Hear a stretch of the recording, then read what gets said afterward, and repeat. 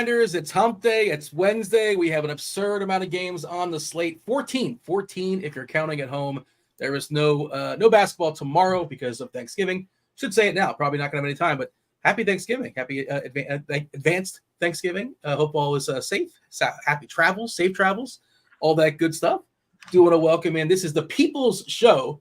At the last second, Bobby, you're with us. I know you're fighting through it. You're not feeling particularly great, but thank you for powering through and coming on.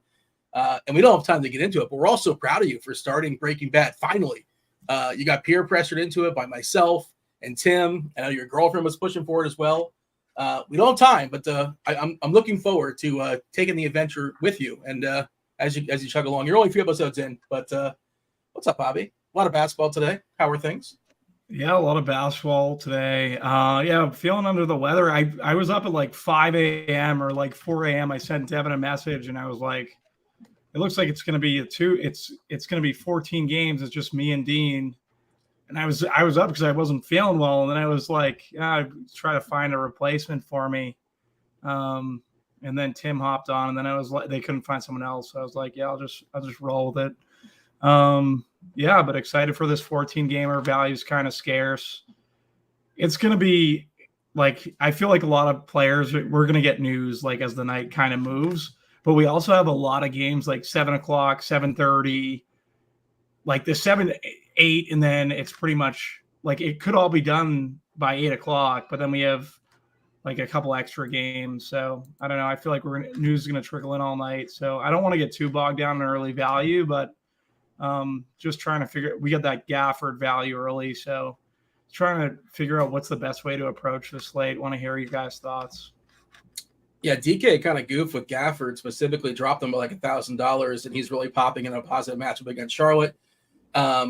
Yeah, the other interesting thing, you kind of alluded to it, and I would love it if the slates did this. The sites did this, but they're not going to apparently. But 11 of the 14 games start between 7 and 8 o'clock as far as the lock window.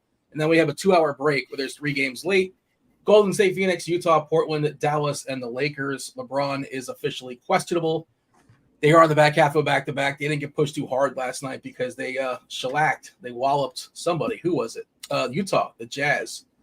Yeah, as far as the body parts, the big one that kind of fell earlier was Joel Embiid, but it's almost like the sites had foresight in that. And it was kind of, I guess the salaries were out beforehand, but back-to-back travel, 3rd game in 4 nights, on the road, and they went into overtime last night. So every box you can check, it's like, yeah, Embiid's definitely going to sit today, and that's what's happening here. But Paul Reed, usually he's like, not usually, but you think maybe 3K, 3-ish, 4-ish. It's 5K on TK, 4 or 5 on FanDuel. Other stuff, Mitchell's ruled out, but Cleveland stuff already been kind of pumped up. DeJounte Murray is questionable, something to monitor. They played in one of the most fun basketball games you'll see in the regular season.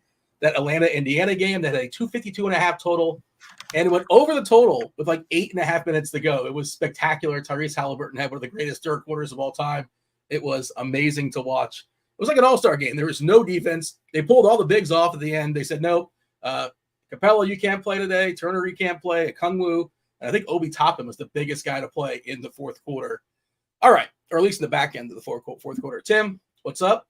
Thank you for jumping on. I know you're working double duty today with a 14-game hockey slate as well.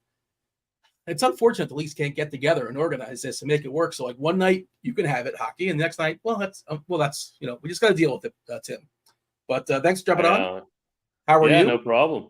It's fun to have another People Show this week with you and Bobby.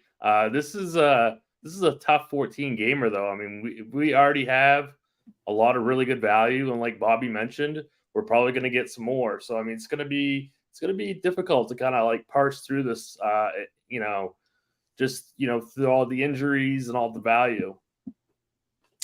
I'm not sure if you're a part of the People's Show, Tim, because we had a pact with the mustache. It's called No Shave November, not No Shave like November 22nd. So Bobby, by the way, you're on. We started the People's Show. We started the People's Show before the whole mustache thing. So no, I don't agree with that. I was so disappointed to see you were without a mustache today. And then you told me, like, hey, you saw me last night and I wasn't wearing one. And, like, I guess checkmate. It's true.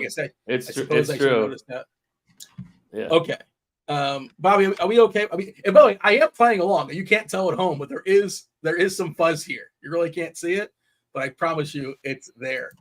I'm just noticing Bobby's living room. That's a nice looking living room, Bobby. That's not actually my living room. That's the virtual background that they provide. Yeah. You couldn't hear my sarcasm? Oh, no, I didn't hear the sarcasm. Okay. The chemistry we have is impeccable. His living room's probably even nicer. He won $1 million. They're zooming in on the mustache. They still don't know if you can see it. It's grayish. Yeah, can you guys see it now? It's disturbing. It's gross, and it's only going to get worse for the next 10 days or so. But hey, you know what? I'm committed to the old no shave November. Let's do it. Let's do the game. Don't zoom in too hard. It's scaring the children there. The producer, Steve. But yeah, it's not spectacular. This is not. We got to put a PG-13 or an NC-17 rating in this video going forward for YouTube. But hey, 14 games. No more time for nonsense. No time for pleasantries. The very first game. Look, if there's a game we don't like, there's not a lot to say. We can just move on. We can do a full-on pass if you guys want to do a full-on pass. Because, again, 14 games, we can be picky. We'll wait for some news to come in, theoretically. Denver, Orlando. This, to me, feels like one of the games that are pretty uneventful. Obviously, the Joker got kicked out of the last game for arguing with the ref. Got a second technical. 218 is a total. Denver is a 4-point favorite. Denver is fully healthy with the exception of Jamal Murray. That's nothing new there. Zeke Naji is expected to be available. No Fultz, no WCJ. Just wanted to note, I thought it was weird, or I guess interesting. Cole Anthony mopped up the entire fourth quarter. He never came out yesterday. I just didn't think he was going to play mop-up duty, but he did. I think they even brought back Goga Wataze for a little bit of mopping up too. He had an incredible line last night, 5 of everything basically. But all right, let's talk about tonight, Tim. Denver, Orlando. We're never going to besmirch playing the Joker. He's spectacular. He can get 100. It wouldn't shock anybody. But I'm not really finding the money for him right now. Are you? Do you like this game at all? Anything you like? Yeah, I really do not like this game at all. The Magic are the best defensive rating team in all of basketball. Of course, you can play the Joker. I'm not going to tell anybody not to, but if there's ever a spot not to, I think this would be it. If Joker, he's 12-5. If he gets you 65 DK, I don't think that's really going to be enough on the slate. So, I think for me, this game is a complete pass on both sides. Other than if you want to take a couple shots on the Joker in a 150 setting or something like that. But really, this is not a game that I have really any interest in. That's basically the way I see it as well. Bobby, do you feel otherwise? Your thoughts as far as Denver, Orlando? Yeah, so Michael Porter Jr., I think, is fairly priced on the Denver side at 6,900. Probably max one of him and Joker for me. Our projection, we have 62 fantasy points for Joker. I'm bumping him a little bit just because, with Gafford being shocked, I think it's good, game theory just to pay up for the best center on the slate. So I'm just going to see where he hits from that point. And then on the Magic side, I think I'm going to play Banchero a little bit, but he would be the only Magic player that I really have any interest in. Yeah, it would pretty much be Banchero, and that's about it. Yeah, without Embiid, Joker clearly the best raw point center, projection-wise, 10 points ahead of everybody else. And certainly he can beat everybody by 20. It wouldn't shock us. And I agree. If you're running a bunch of lineups, sure, why not sprinkle them in? But if I only make them one or two, and a lot of it's dependent upon if 6 value plays all of a sudden came up out of nowhere, then all of a sudden, now I have the money to get Joker. But as things stand currently, it's just not. It's really hard to make that work. This game, Washington and Charlotte, that's up next. This is an awesome DFS game. 242.5 is a total. It's high. It's pretty tight. Charlotte, a 4.5-point favorite versus the Wizards. As far as the injuries here, Denny Avdia, he had the fish. He was hanging out with Bobby. He's not feeling particularly well. He's ill, so he's questionable. Charlotte still out. Terry Rozier still out. Nick Richards, and the rest of them, they don't matter. I wonder if we have an if-then for that one. We have some if-thens. There's probably only we do for Avdia. That's what I wanted to know about. What do you got? What gets changed as far as if Denny's in or out? Well, our graphs aren't showing up correctly, but I think Koulibaly gets the biggest bump in terms of minutes. I think he would be the biggest benefactor from Avdia missing. Yeah, that was my thought process as well. I'm pulling it up now as far as the if-then stuff. And as far as positive RG values, what kind of positive RG value do we have in Washington if we happen to get? That table is not showing up currently. Okay, I see. Okay, I got you. Yeah. They're probably working on it. Yeah, and I'm looking for it right now. I'm trying to buy time. But I'm pretty sure it's going to be Koulibaly that is the biggest better factor from this. The other guys don't really get that much of a bump at all. What if Denny plays? We saw Jordan Poole. Didn't he score like 30 points in the bucket and still basically not smash? That's just he doesn't do anything else, right? Except for score, and sometimes he doesn't even do that. Kuzma, you got to pay for him, but the matchup against Charlotte is prime. You have any interest in Poole? I know Poole was hitting some stuff earlier. I'm checking ownership now. I know we just got an update to 453. Hit that refresh button as far as ownership in this game. Bless you. I believe that was Bobby. We'll talk about Gafford in a second, kind of burying the lead. He's going to be just insane as far as ownership. But yeah, Gallinari getting some, but again, he's basically capped at 18, 19 minutes or so. Poole, now it's getting pushed down to just 5%.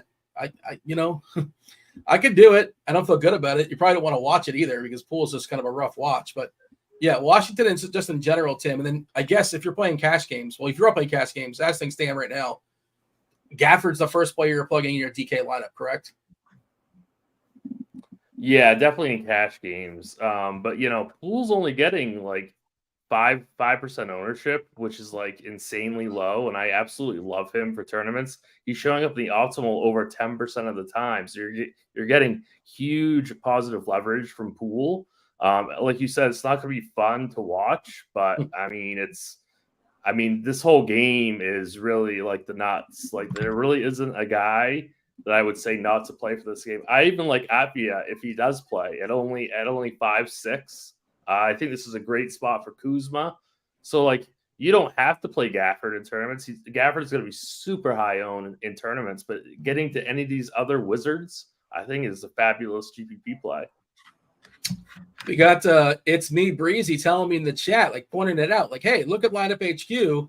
Tim, you're on tags today. You actually have Poole tags. So obviously, of course you like him. And my bad, I did not look at that in advance. I should look and see. I'm going to look ahead to the rest of the players you like on this slate. Bobby, how are you handling? You kind of already referenced it, and you're focusing. I don't know. I sort of talked to Tim tournaments, obviously, but more a 3-entry, single entry max stuff. And I figure Bobby kind of in the running 150 or running 20 and the larger stuff. I know you guys do different things, but I guess that's the focus of the conversation. Feel free to stray from it. But Bobby, I'm curious how you're handling Gafford, and you sort of referenced it already. He's 4.2 on DK. And, he should be 5.5, right? 5.6, 5.7, something like that. We're projecting for 28 fantasy points, 25 minutes. Good matchup here. The center on the other side, spectacular too. And there's always good centers. It's a 14-game slate. Mark Williams looks spectacular also. Even just in 29 minutes, he looks pretty good. He can get ahead of that as well, depending on. It feels like that minutes limit is mostly gone. But, Bobby, how are you handling Gafford as things are at the current states? 46%. We going over, we going under. Sounds like somebody's having a party. Is that you, Bobby, in the background? It's my kid and his grandmother. But now I got to close the door in a sec. Just for me, just talking about Daniel Gafford as chalk. If Denny were to sit, I think it would solidify Gafford just a little bit more. Just because Denny rebounds at such a high rate. So I would like Denny. I would like Gafford more as chalk if Denny sat. I like the Poole call for GPPs. It is funny that we've seen him get 30 real points and 0 stocks. I just find that amusing, basically what he is. That's what he does. He's a meme at this point, right? Yeah. Very expensive one, but yes. A very expensive meme, yep. And Kyle Kuzma at 8,200. If Denny were to sit, I think that gives him a little bit more ceiling as well.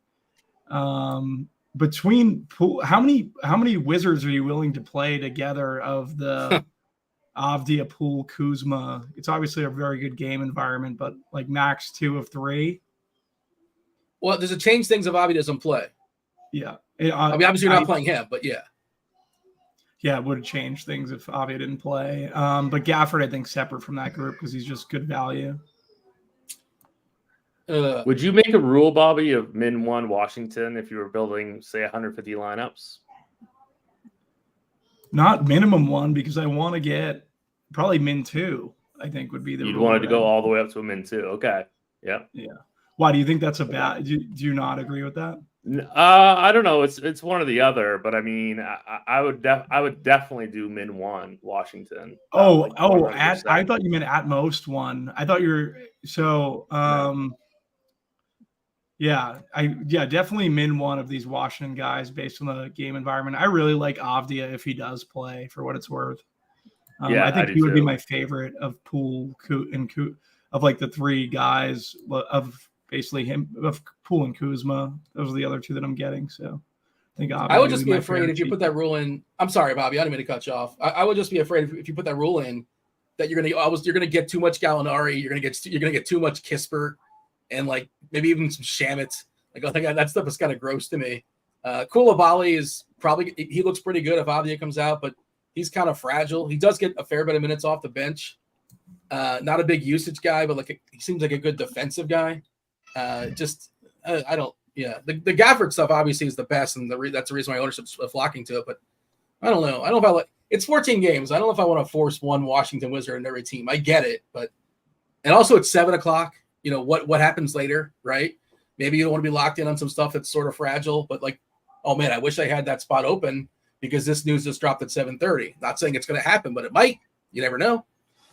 All right, the Charlotte side. Hey, you know what, Tim? I am looking at the RotoGrinders lineup HQ tool, right? And I'm looking at the Charlotte Hornets, and I'm looking at Tasteful Tides expert plays.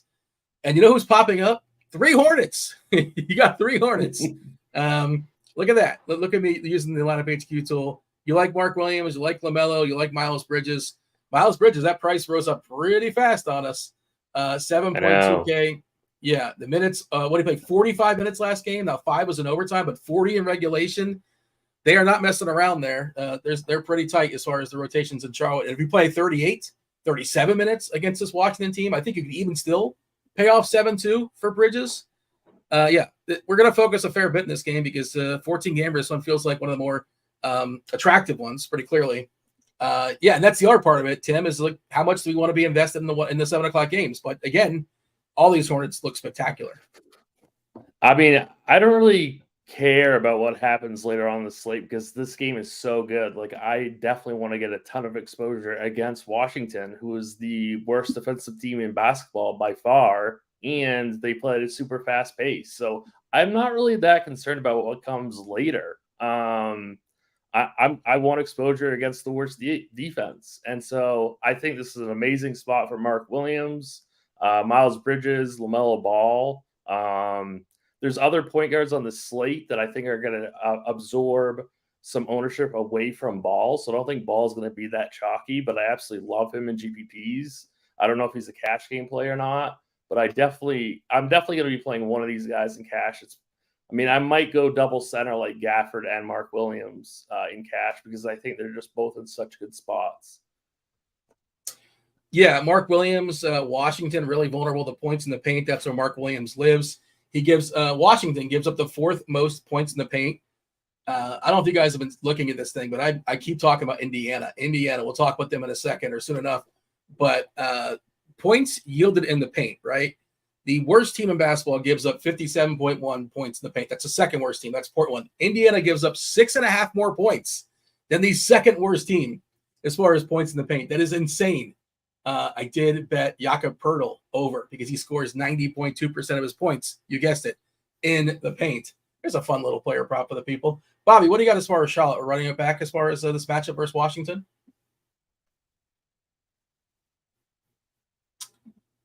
Is Bobby on mute? I'm still on mute. I'm sorry about that. I think there are good. I think there are good basically pieces to run it back with. You hit on Bridges. You hit on LaMelo. Mark Williams versus Gafford defense, like he should eat. The guy that I think kind of gets lost in translation, who I like a little bit, is Brandon Miller at 5'3". I think it's a good price for him. Shooting guard, small forward eligibility. So he's someone I'm interested in. And then like Gordon Hayward, PJ Washington, Bridges, I think you can probably do max one of those guys. I think they kind of negatively correlate. That's pretty much how I'm dealing with Charlotte. Yeah, Washington takes a hit with Bridges coming back. He's only projected to play 27 minutes, and his price has not adjusted to his new role. So I think he's really kind of hard to play. Yeah, that's sort of where he's not going to be played. 1% ownership. I don't believe he was. I'm pretty sure he wasn't the guy closing last time. Yeah, I'm pretty sure he got kicked out of that rotation. Not the rotation, but out of the close. Give me your favorite play in this game because, Bobby, your favorite, just one guy. Who's your favorite one guy in this game? Then Tim did the same thing. Yeah, I think Brandon Miller for me. I think he's the one that people are going to overlook, and I think he's a interesting piece based on his positional eligibility. Tim, who's my favorite player from this game? Yeah, I'd say it's Mark Williams. Yeah. All right, let's move on. Brooklyn and Atlanta, 236 is the total. Atlanta is a 2-point favorite. This is, once again, another game that is high and tight. As far as body parts for Brooklyn, Ben Simmons is at back, so he's not playing. There's no Cam Thomas. He's been out for a while. And no DSJ. Midday downgrade, back half of a back-to-back for DeJounte Murray. He's got a quad. He's questionable. That's another one what I would like to see, and if then. I wonder if they're working on that right now, if we can see it, but I would imagine. Well, let's just talk about Atlanta as is, Tim. And if Murray doesn't go, elevate Young. Bogdanovich probably gets elevated. Who, by the way, shout out to dude, what's the coach for? What's the coach's name for Atlanta? The guy that used to coach for Utah. Bogdanovich had 3 fouls. He had 3 fouls in the first half, and you know what? You know what he didn't do? He didn't take his player out because you don't have to do that. And then Bogdanovich put up 22 points in the first half, basically after the 3 fouls. It was spectacular. And he didn't foul out. Would you believe it? He did not foul out of the game. Just amazing how that works sometimes. But, all right. Tim, Atlanta, feel free to touch on both if Murray's in, if Murray's out. Obviously, Murray out would open some stuff up and would at least give the ceiling a bump there for Trae Young. Yeah, huge benefit for Young and for Bogdanovich if Murray were to sit. That's kind of where my interest stops. I don't have a ton of interest in anyone else really in this game, but that's a huge piece of news. And I think we'll get that before the 7 o'clock lock. That will affect what I do with LaMelo Ball, because if we do get Murray out, I'd probably pivot from Ball to Young. And then I also going to want to get to Bogdanovich because I think he's in a really great spot at 5.6K. What do you got, Bobby, as far as Atlanta? Yeah, so I'm in this. I'm similar to Tim. I really like Trae Young in that situation. I think he becomes very strong. Bogdanovich also very strong. If Murray were to play, I don't have much interest in this Atlanta team at all, which is weird after we played so much of them yesterday. I don't know. Trae Young would be the only one that would really stand out to me. If Murray was in, outside of Bogdanovich, maybe Bay gets a bump too as well. So maybe I'll bump Bay a little bit in my projections if Murray is out, but that's pretty much it from the Atlanta side.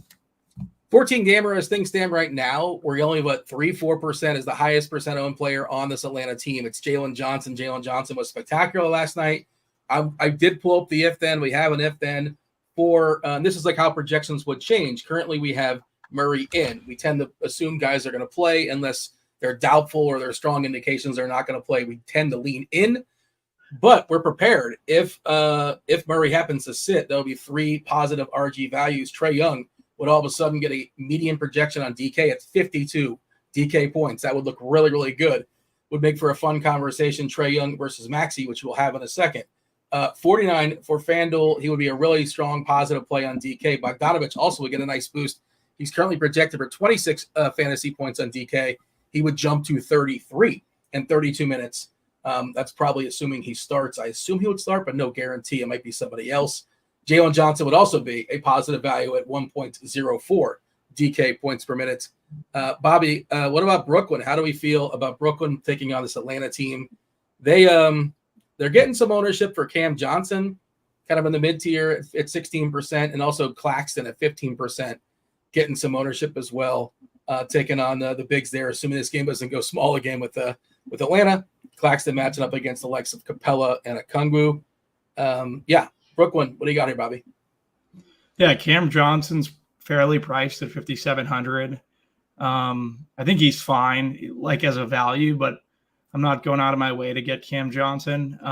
Nick Claxton, like as a GPP pivot, if you're not playing a guy like Gafford, I think he makes my pool more often than not at 5,900. I hate playing Dinwiddie, 6,800. It's tough not getting there. Miles Bridges is another one. Like, I don't have a ton of interest in him either, but they're currently like hitting my pool, but very sparingly. Tim, you got anything to add there as far as Brooklyn? Yeah, I mean, this is such a great pace up spot for them. But I mean, like, there's so many better centers over Claxton in that same price range that I just can't get to him. I'm fine with Cameron Johnson, but I kind of question his ceiling a little bit. But I think he's got a great floor in this matchup. I'm not playing Finney-Smith. I'm not playing Dinwiddie, and I think Bridges is too expensive. So the way this team kind of like lines up, I can't get to them. But I mean, it's fine for a large field setting because this is a great pace up spot for them.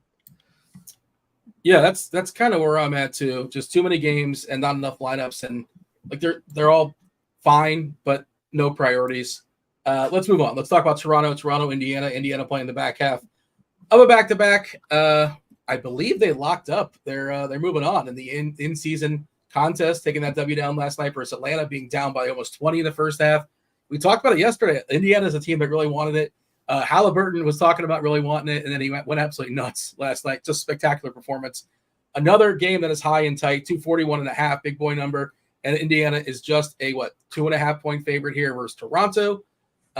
Naismith and Nembhard both questionable. One's got a wrist, one's got a back. Toronto fully healthy, unless you want to acknowledge the existence of Rad Thad Young. Yeah, Halliburton spectacular, Tim. He's awesome. He's great. But if we get Trae Young without Murray, we have Maxey as well without Embiid. SGA's on this slate. Everybody's on this slate, basically. Are you prioritizing Halliburton? Probably not. You tell me. Like, he's great. Not going to say you can't roster him, but dude's expensive, and he really, really has to fully smash. He can. The matchup versus Toronto, not spectacular. Convince me on something. Or you want to give me a full pass. Tell me what you want. I think this is a full pass, and I would say I cannot stand that Buddy Hield ownership. I think that's a terrible play at that high of an ownership. Like, maybe I'll be wrong. I don't really care, but there's no chance I'd play him at 25% on the second half of a back-to-back in a down-paced matchup against the Raptors. No, thank you. So I can't stand that ownership on him. I think that's a really bad play.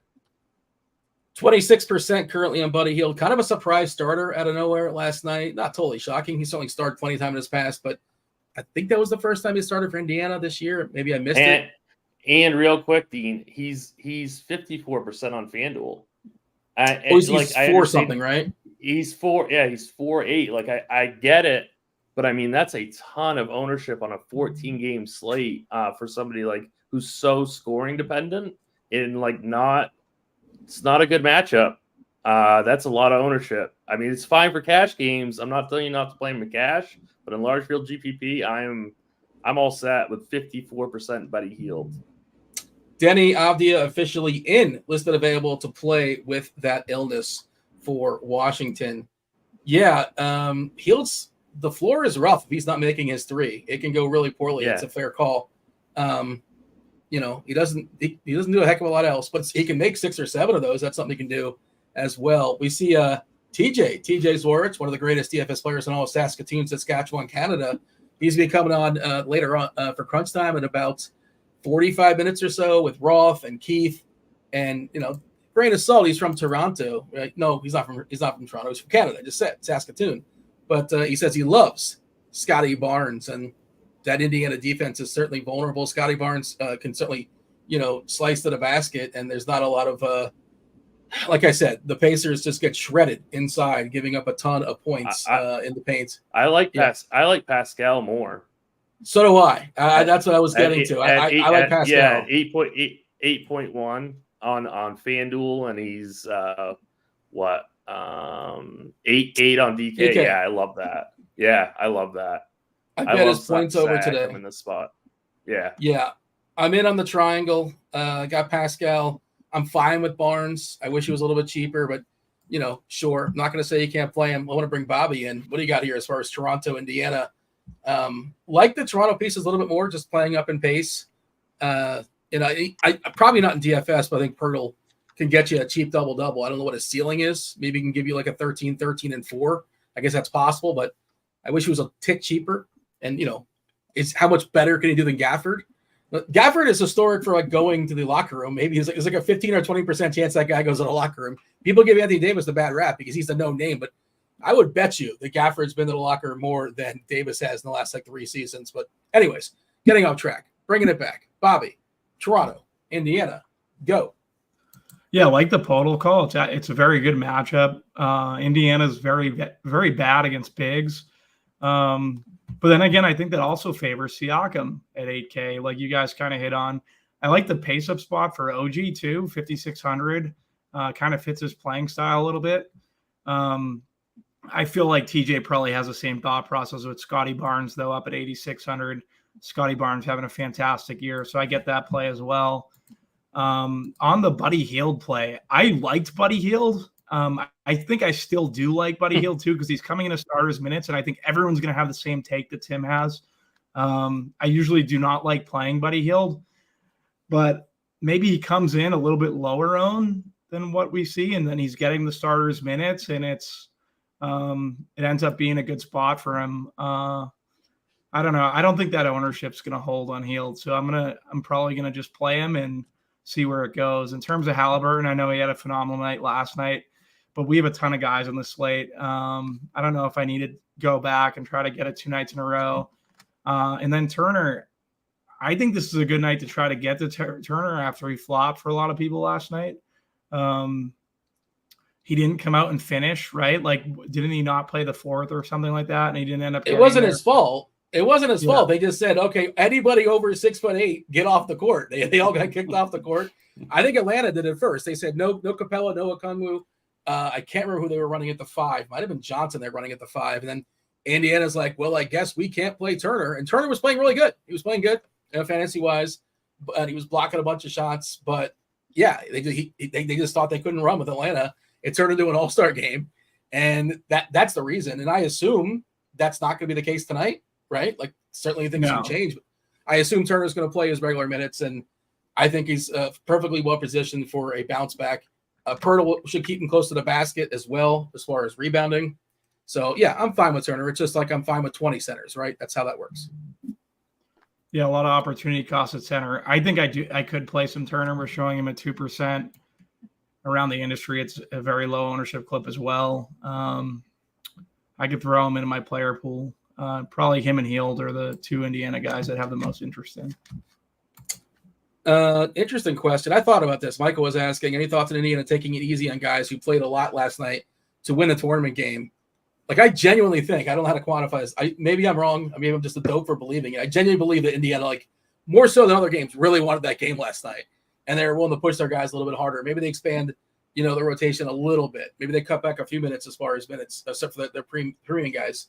But Nembhard is questionable and Naismith is questionable, and that probably factors in as well. We'll have to see on that. You have a thought on that, Tim, or is that just like, who knows? I was about to type back to that question, the exact opposite of what you said. That's fine. Yeah, I think they'll play their normal minutes. Like, I don't think there'll be any difference. Okay. Yeah. I mean, we just don't know, right? It's a good question. We don't know, and we'll see. Like, we can both give our guesses, but all right, let's move on. Milwaukee and Boston. I need a guess on this. Is Jason Tatum going to play against Milwaukee? Premium game. He's another guy who had to fish. He's feeling ill. He's got a midday downgrade, questionable with an illness there for Boston. 234. That is the total. They're 5-point favorites here versus Milwaukee. Certainly a premium game. I believe this is the first half of the ESPN doubleheader. Lillard was on the injury report, but he's going to be good to go with his oblique. They say he's available.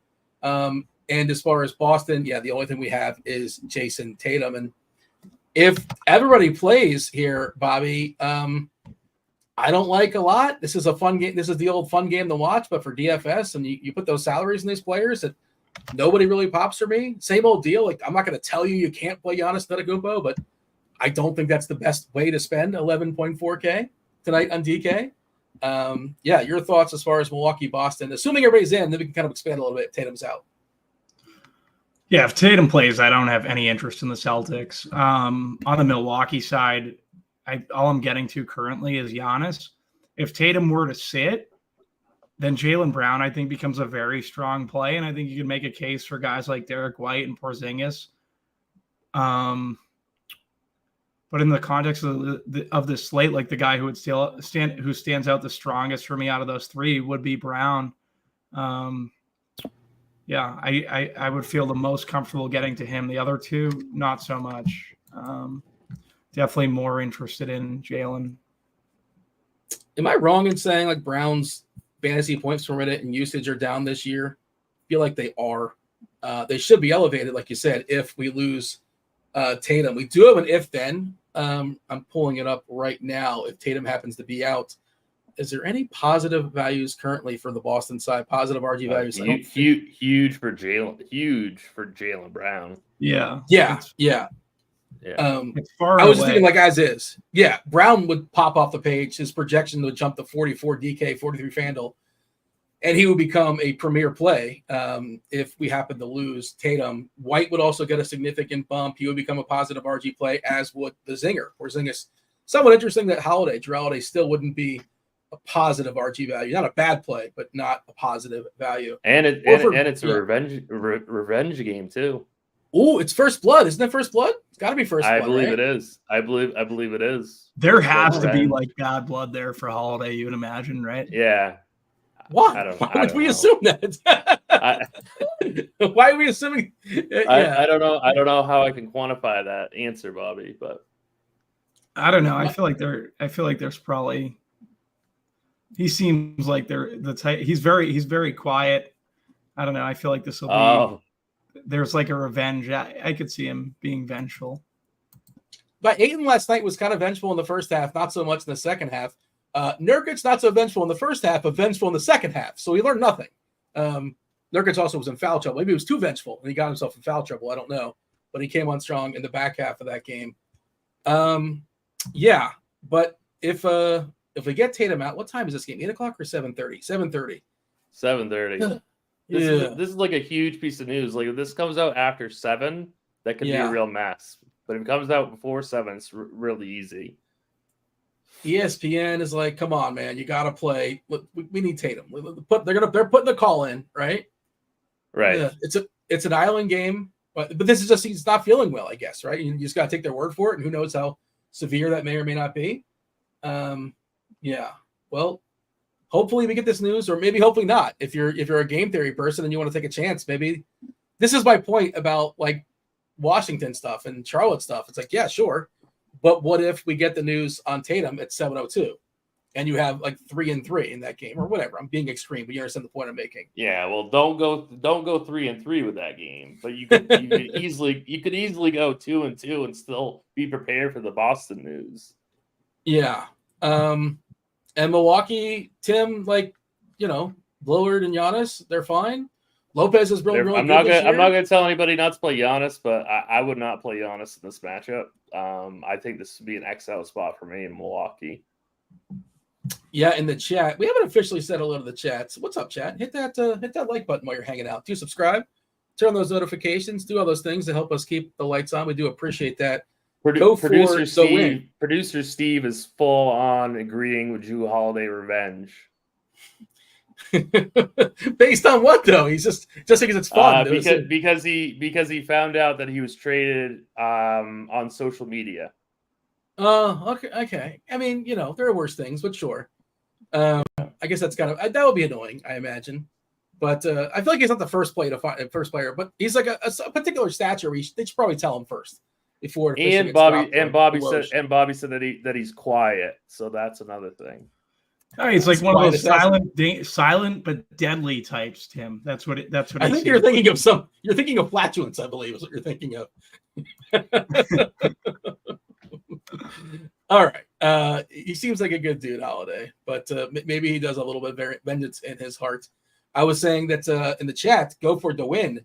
Dylan Brooks. Now there's a revenge. That's a man who's got some revenge in his heart.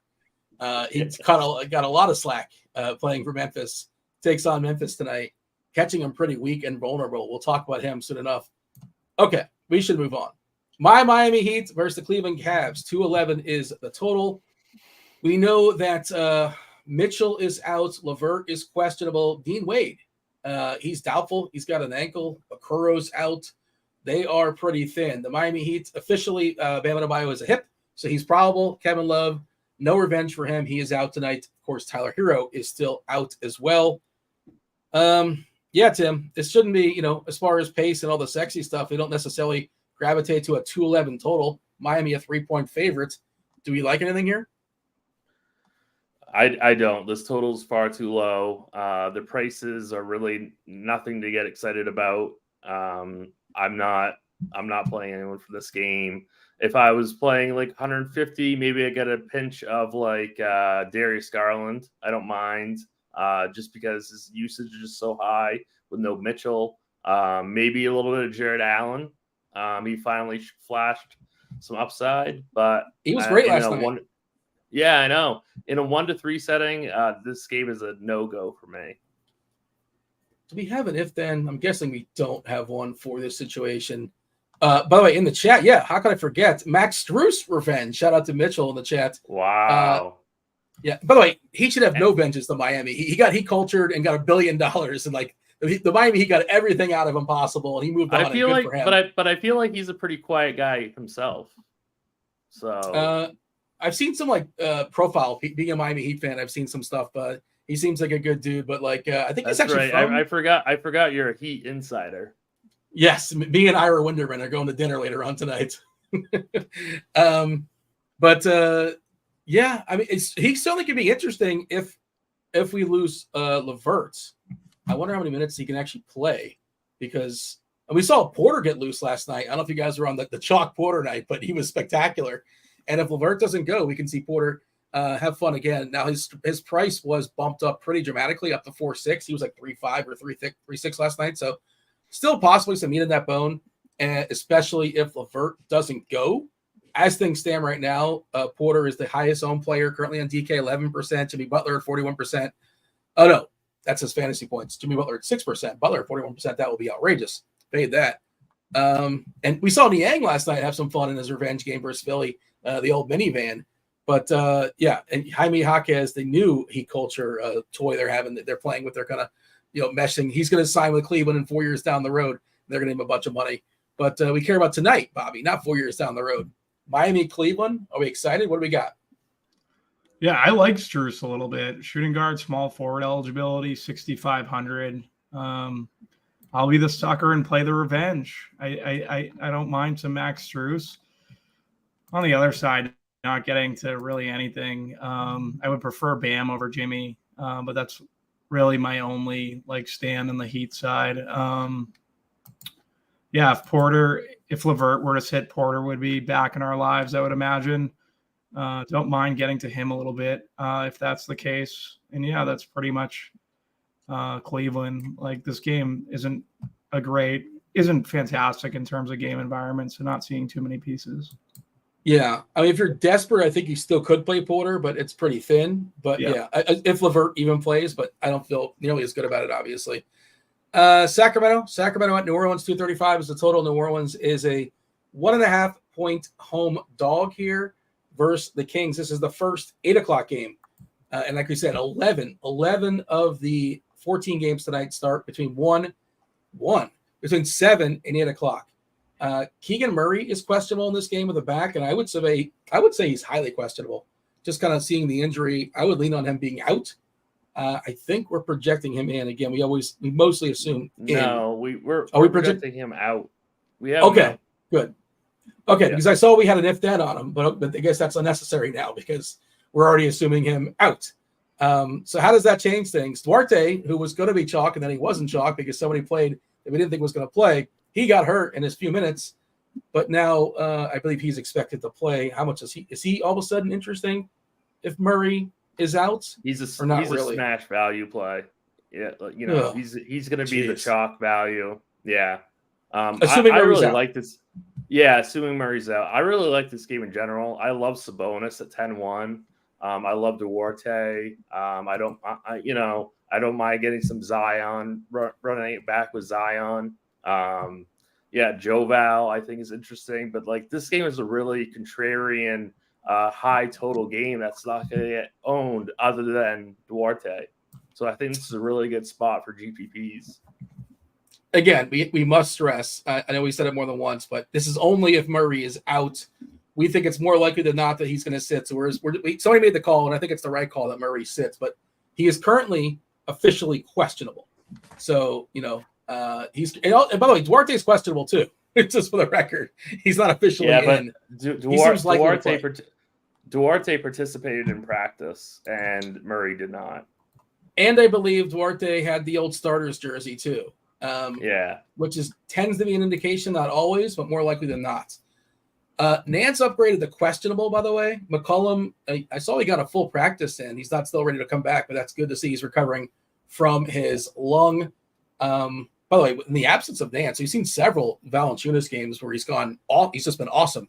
He smashed too hard, I think it was last game, where it's just a blowout, but he was on his way to really, really annihilating. But it certainly helps when there's a true big on the other side. And Sabonis would qualify as a true big, but nobody's playing Valanciunas. Just kind of throwing it out there.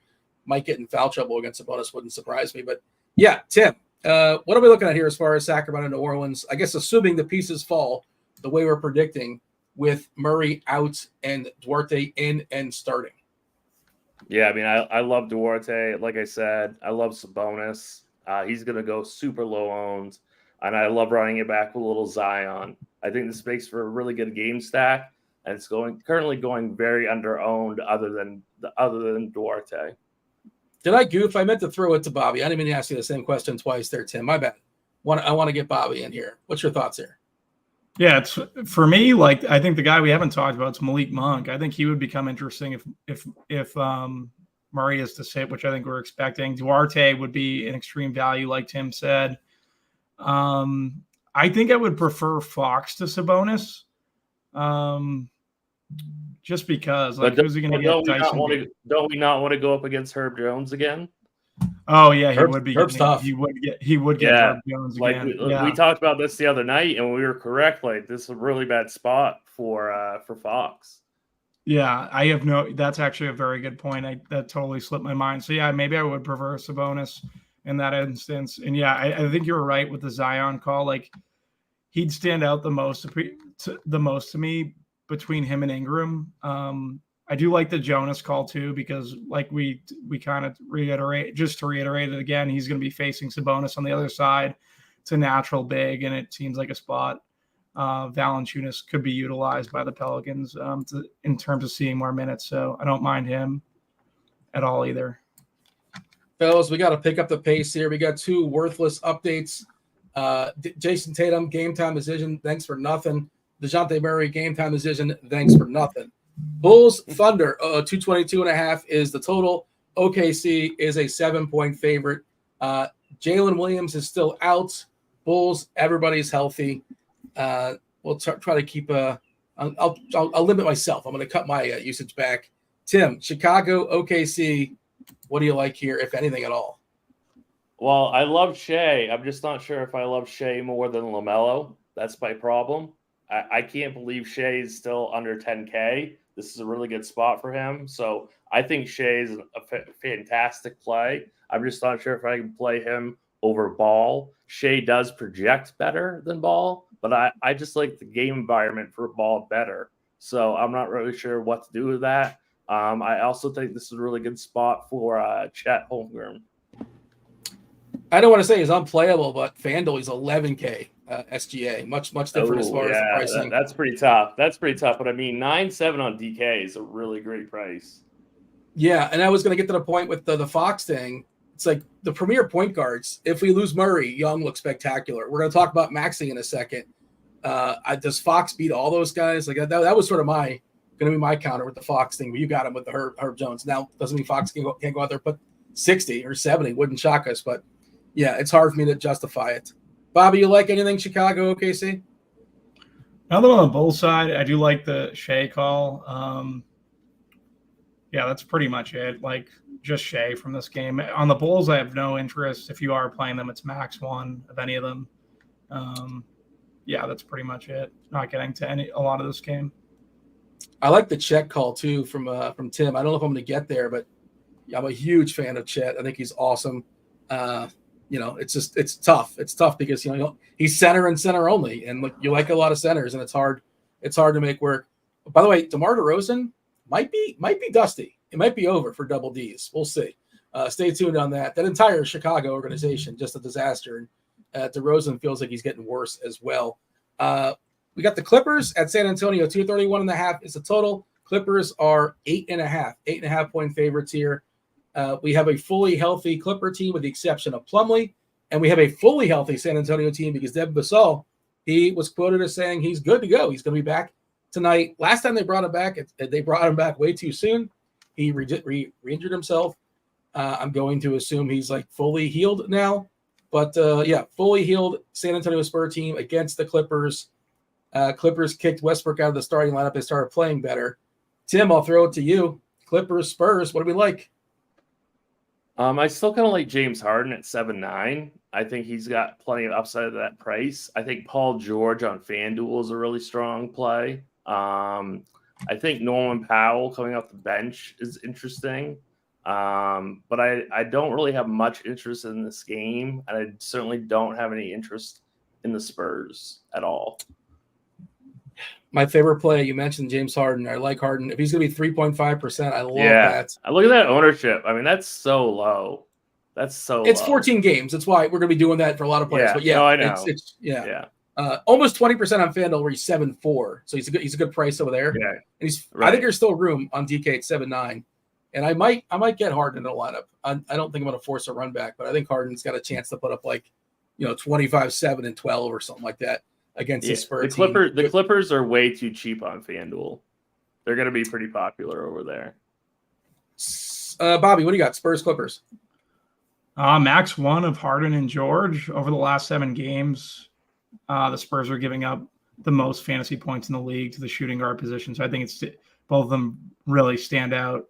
Would prefer Harden, but I think they're obviously both in play. They're asking about Brian's asking about Tice in chat. He was awesome for that one game, and I think him and Westbrook had like an immediate chemistry, a little pick and roll stuff. But I can't see. I can't do that. Not on a 14-game slate. No chance. Yeah, it was against this Spur team, and he was great and good for him. I wouldn't assume he's going to play 21 minutes. We're projecting him for 12 for what it's worth. That's really, really thin on a 14-game slate. Historically, a pretty good fantasy point minute player, but just also historically, he has a hard time staying in the court. But yeah, it's not an insane 1 in 150, but yeah. You have a thought on that, Bobby? Tice? Former Celtic, you watch him play. He's like 3.8. He won me 50K once, so I don't mind Tice. There you go. Good defensive player, but yeah, I don't think it's for me on the slate. He bought that piano that's in the background, right? Yep, the whole living room. It was all off of that one Tice win. I would have taken the over. You get the whole living room for 50K. It's a pretty good value. Memphis and Houston, 212 is the total. That's not a very high number. Houston is a 5-point favorite. Yes, we mentioned before. We got the Dylan Brooks revenge game against the Grizzlies. All right, body parts for Memphis and Houston, trying to scroll and find them. I did miss. Oh, there we go. Yeah. Luke Kennard is out. Yeah, just to get comfortable with Memphis. Tillman they're calling it injury recovery, and that means he's like injury recovery. He's out for weeks. Like what? He's got to be hurt then. What is injury recovery? Doesn't matter. Jake LaRavia is also hurt too. Houston is as healthy as they've been the entire season. No Thompson, but he's been out, the whole time. Yeah, not a very exciting total here, Bobby. 212, Houston favorites. I mentioned before, by the way, points in the paint, as far as teams yielding points in the paint. Memphis gives up the fewest points in the paint to opponents. I was kind of surprised by that. Not saying you can't play Şengün. He can hit a jumper. He can hit a mid-range shot. He can even hit a 3 when called upon. But he works in the paint a good bit. I guess Biyombo's been pretty good defensively. Of course, besides that, there's not much girth going on there. I guess, well, there is with Kenny Lofton backing him up. But yeah, Bobby, what do you got with Houston and Memphis? Yeah, so to touch on this revenge spot for Dylan Brooks, because the revenge seems to be the theme of the show, I'm going to go the other way, complete contrarian. Great matchup for Dylan Brooks, but I'm going to say he's not a vengeful guy. Like maybe that's the contrarian take. I think he is a vengeful guy, but I think he's like a fake tough guy. So I don't think he's going to get it done. Not going there with Dylan Brooks. I'm going to go with Fred Van Fleet and Jalen Green. I think I would have the most interest in. Not getting to Sengun. I know you always can, but that matchup's scaring me away on a 14-game slate. Yeah, and in terms of the Memphis side, there's not outside of Bane and Aldama, I think would be the two strongest plays for me.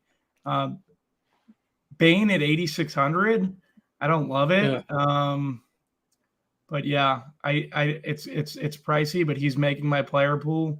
And if Aldama's like still continuing to start, I think he would be my favorite play on the Memphis side over Bane. Yeah, I mean, Aldama kind of has to start. He's last man standing, and he's actually been pretty good. The problem is he's all the way up to 6'1". So it's not like he used to be like this punt du jour guy. Like hopefully he gets me 20-ish or so points. If he gets to 20-ish or so points tonight, you're miserable about it because he's 6'1" on DK. He's been playing good. He's going to play 30 minutes, but it's not jump. It's actually the most popular play on Memphis currently at 9%. The only one's getting any ownership. Houston-wise, it's FVV getting 18% because we're projecting 38 minutes. He's getting a lot of ownership. Must be because of that price. I think it's because he plays 38 minutes, and I think it's the reason why. No matter where he plays, he's Nick Nurse. I just can't. I mean, we'll talk about this game, but I just can't believe he's getting the same amount as Maxey. Price, but yeah. I like Freddie too. Feels like a double in layaway. You kind of need it with that price with assists. But yeah, if we're going to project 38 minutes, and that's if you project 35 minutes, and it doesn't seem like a lot, but those 3 minutes really, really matter, then he would drop pretty significantly. But just the way his rotations have been going, if this game stays tight, he's probably going to play right around there. Let's move on. You kind of mentioned Maxey. I think that is the next game, is it not? Yeah. Philadelphia, Minnesota. That's why I mentioned it, because I was looking right at it. Tim, you're on top of it with the segues. You nailed it. Levert, by the way, game time decision. That's the theme of the show. Game time decisions. Good Lord. Give us something. Like, what's going to change in the next 30 minutes? Come on. Killing us. Philadelphia, Minnesota. 220 is the total, and Minnesota is a 7-point favorite here. Bad job by me. I should have bet Minnesota last night. It was so obvious that Embiid was going to sit when it was 4.5, and I'm staring at my phone. And I didn't do it. Bad job. Could have got some strong closing line value. We'll do better next time. The big story is Embiid is out for Philadelphia on the back half of a back-to-back. No Oubre as well. Kind of not a big story, but Jaden McDaniels out for Minnesota, which I think kind of works both ways, two different ways. Probably draws the start, and he becomes an interesting value play. But, we talk about Herb, Tim. Herb is a solid defender. Jaden McDaniels is an awesome defender. And now he's not going to be there to shut down Maxey. Needs somebody to cover him. And who are they going to throw at Maxey? Conley? Edwards? Maxey's going to Aaron Neesmith and Nemhard are both out for Indy. Okay. Okay. So that thins out that team. Buddy Hield is going to be – he's not going to fall back. I retract Buddy Hield now. Yeah. Is anybody else – we'll kind of – maybe we can circle back on that and try to think who else would possibly move up. Mathurin? I would guess Mathurin. Mathurin, yeah. Okay. We'll talk about it. We'll see what projections say. But yeah, Tim, talk about Maxey. We know Minnesota's not a good, not a team you want to pick on defensively, but just sort of thinking about, on the perimeter, if they're without their best perimeter defender, Maxey doesn't need to go inside. He can just hit his threes from outside, and he's going to get all the usage in the world with the absence of Embiid. He's not cheap, but Maxey can drop 40 points in that bucket. Is he going to do it? Yeah, I mean, I think Maxey's going to absolutely smash. I don't really care that they're going against Minnesota. No Embiid, so much usage to soak up. Maxey is top play in the slate, cash or GPPs.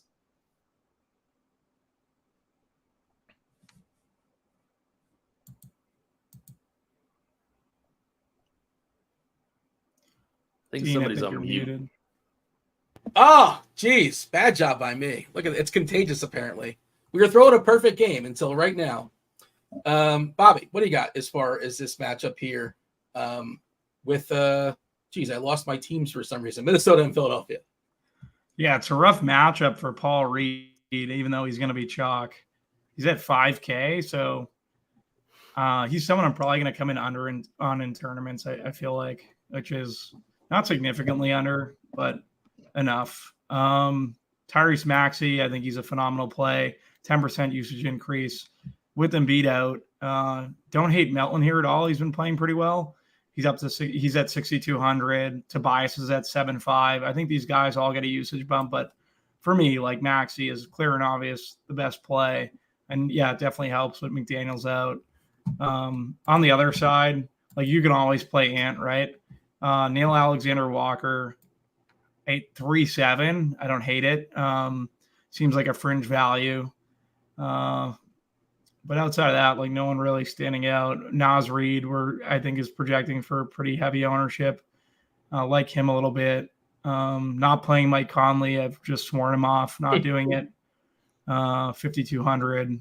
Not going to go there. And that's pretty much it for me from this game. Are you making any rules about Philly, Bobby? Like min one, Philly?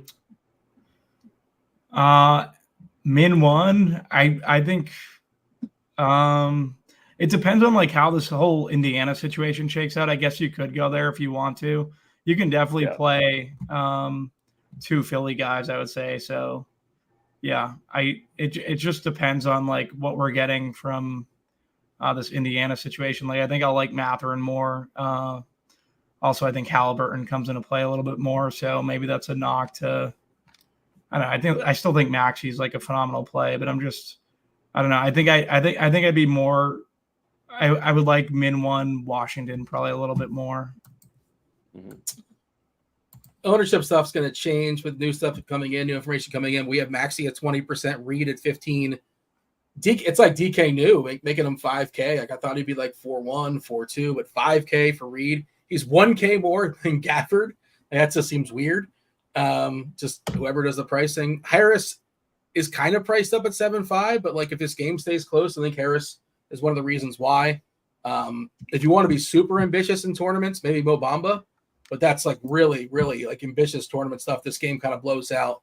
I'm not sure how many minutes they give him in a blowout because he's historically pretty fragile, but maybe as a 3K flat guy on DK, he's somebody that like can be good DFS wise, in garbage time if they give it to him. And we don't know if the game's going to blow up, but if you want to play that route, Nas is pumping as well as far as ownership. He looks like a pretty good value play, about 20 fantasy points at 4K. He's also power forward eligible, which is nice. It's not center and center only, some versatility there.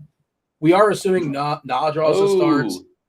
What's up? Bam is ruled out. Oh, it's the Heat probable tags. Whenever the Heat put probable on somebody, be on alert. That's how the Heat mess with the injury report. Yeah. So the other interesting thing is that game is so horrible too. That makes me so mad. So they said that Love's not going to play, but they also said that Bryant's going to play. I saw what was the note that I saw? So is it Thomas? Is it Thomas Bryant season? And last I heard, I'm pretty sure Jovic is in the G League. I don't think he's up with the big team. I don't know how close. I don't know where they're playing tonight. If they can fly him in, they can teleport them in. But we've seen Jovic play some small ball 5. But it might be a Thomas Bryant night, which means it might be an Evan Mobley night. Oh man! Or a Jared Allen night. Highsmith is another big, but yeah, that's interesting. It's funny. I saw that. That's a lot of minutes and usage to be gone from that team. Yeah, I mean Jimmy should get a bump. I think Bryant is interesting, but what's the most minutes Thomas Bryant's played all season long? And I do want to confirm that Jovic is not around. Like Bryant, once upon a time, not too long ago, was a useful DFS player for Washington when he would play like 15, 20, 25 minutes a night, right? Like some backup center. He played 21 minutes on October 30th. Yeah. He still has not been very good, but he's 3K. Like, what does he have to do? How is he 4K on FanDuel? Why is he not 3.5? We have so many good value centers though already. That's the problem. Not this cheap, but I mean cheap enough is my point. Yeah. So again, I think want to make sure Jovic is not available. If Jovic is not available, Cleveland's so big is the problem. This is not a team where you want to lose Bam, and Love is out too. I don't know if I mentioned that Kevin Love's not available. No revenge for him. He's away for personal reasons. Orlando Robinson, he might be the guy. They might start him. Yep. So maybe a combination of those two, Orlando Robinson and Bryant, maybe 24-24. I'm really curious what the projection team does with that, but theoretically there is some value there. We probably won't know the starting lineup until after 7:00 because it's Miami. But that's interesting. It's something to monitor. And if you have a tiebreaker between the 7:00 guy and a 7:30 guy, as always, I would consider to push it back, just sort of buy yourself some time. But we shall move on. That was okay. Maybe the crunch time crew will talk about that even more. Just kind of getting that one out of nowhere. We were talking about Philadelphia and Minnesota. Are we done talking about Philadelphia and Minnesota? Bobby, we got anything else we want to stress in this game? Nothing really. That's pretty much it. I do think that you could go min one with these Philly guys. It's a huge. You're removing a ton of usage from Embiid. So if you want to get Maxey, a Paul Reed, and a Tobias, I think those guys are all very strong plays in the slate. So you could go min one there. I was also thinking, again, centers was a billion of them.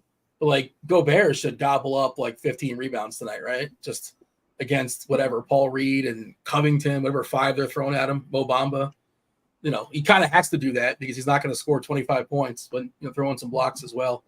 All right, Golden State and Phoenix. This is the second half, the back half of the ESPN doubleheader. I do not have a side or total. Why do we not have that? Is there something up in the air in this? I believe 234 total. Phoenix by 2.5. That's weird. That's not on the RG lineups page for some reason. I know Phoenix ruled out Yuta Watanabe. Of course, Bradley Beal is not playing basketball. Gary Payton, the second.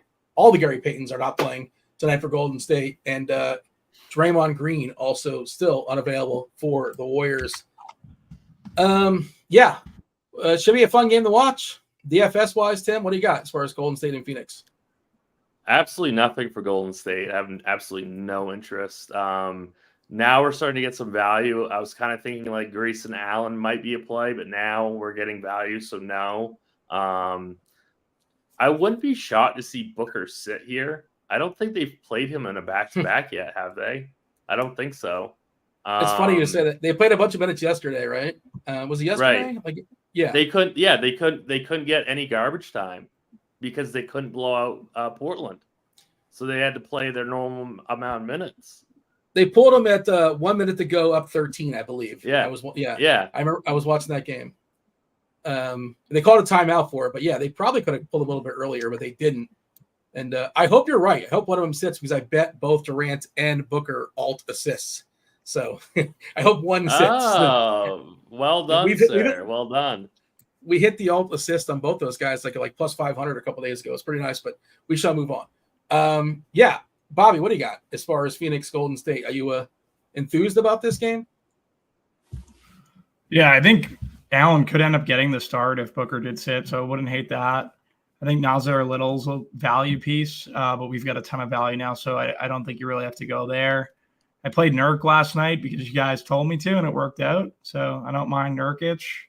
On the Golden State side, pretty much nothing. I think I will say this, if Booker is sitting, people aren't going to get to KD. He's going to be very low owned, and he's obviously sees a tremendous usage bump in that situation. So I like KD in tournaments.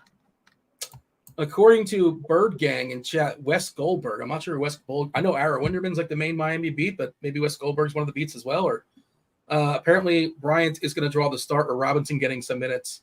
And by the way, somebody else said in chat that Bryant might start and play 13 minutes, which is also that's possible. That certainly could happen where things go awry, and Bryant starts but only plays 18 minutes. Goofy things happen there. Okay, Golden State, Phoenix. I'm trying to see ownership wise. We're getting nothing, right? Yeah, as of right now, nobody prioritized if everybody plays. are we going to get through all 14 of these games before crunch time comes in? Tim, I know you have a hard out because you got to work on some NHL projections. That the team is working hard tonight. Do appreciate you jumping on. You're kind of a last minute sub, but you adjusted your schedule for us. So thank you for doing this when Bobby was questionable earlier. We'll ask you about the Mavs and the Lakers before we get the crunch time crew coming in about 5 minutes or so. Myself and Bobby, we can carry it from there. I don't have a cider total here either, Tim. Why is there no cider total on this? In the I gotta hit refresh. It just went away. Which game do you want?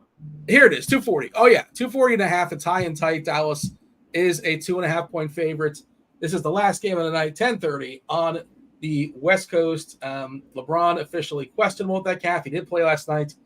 Not a lot. He didn't overly exert himself because it was a shellacking of the Jazz.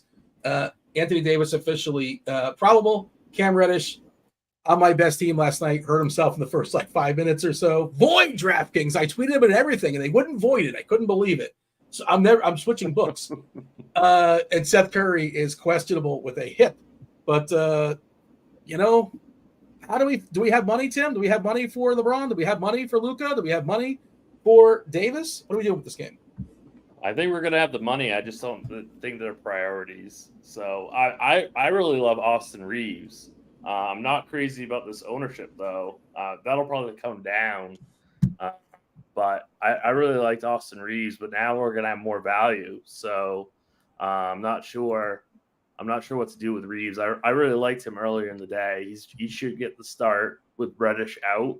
So I really like Reeves, but I don't think this game is a priority for me.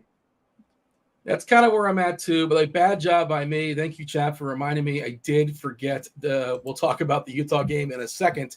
I mentioned the name in passing, but what do you got quickly here as far as Lakers, Dallas? Do you want to stress anything here, Bobby? And, everybody knows that Luke is good. We know LeBron's good. We know Davis is good. Are you prioritizing those guys? Or what about the cheapies? Any cheapies you like?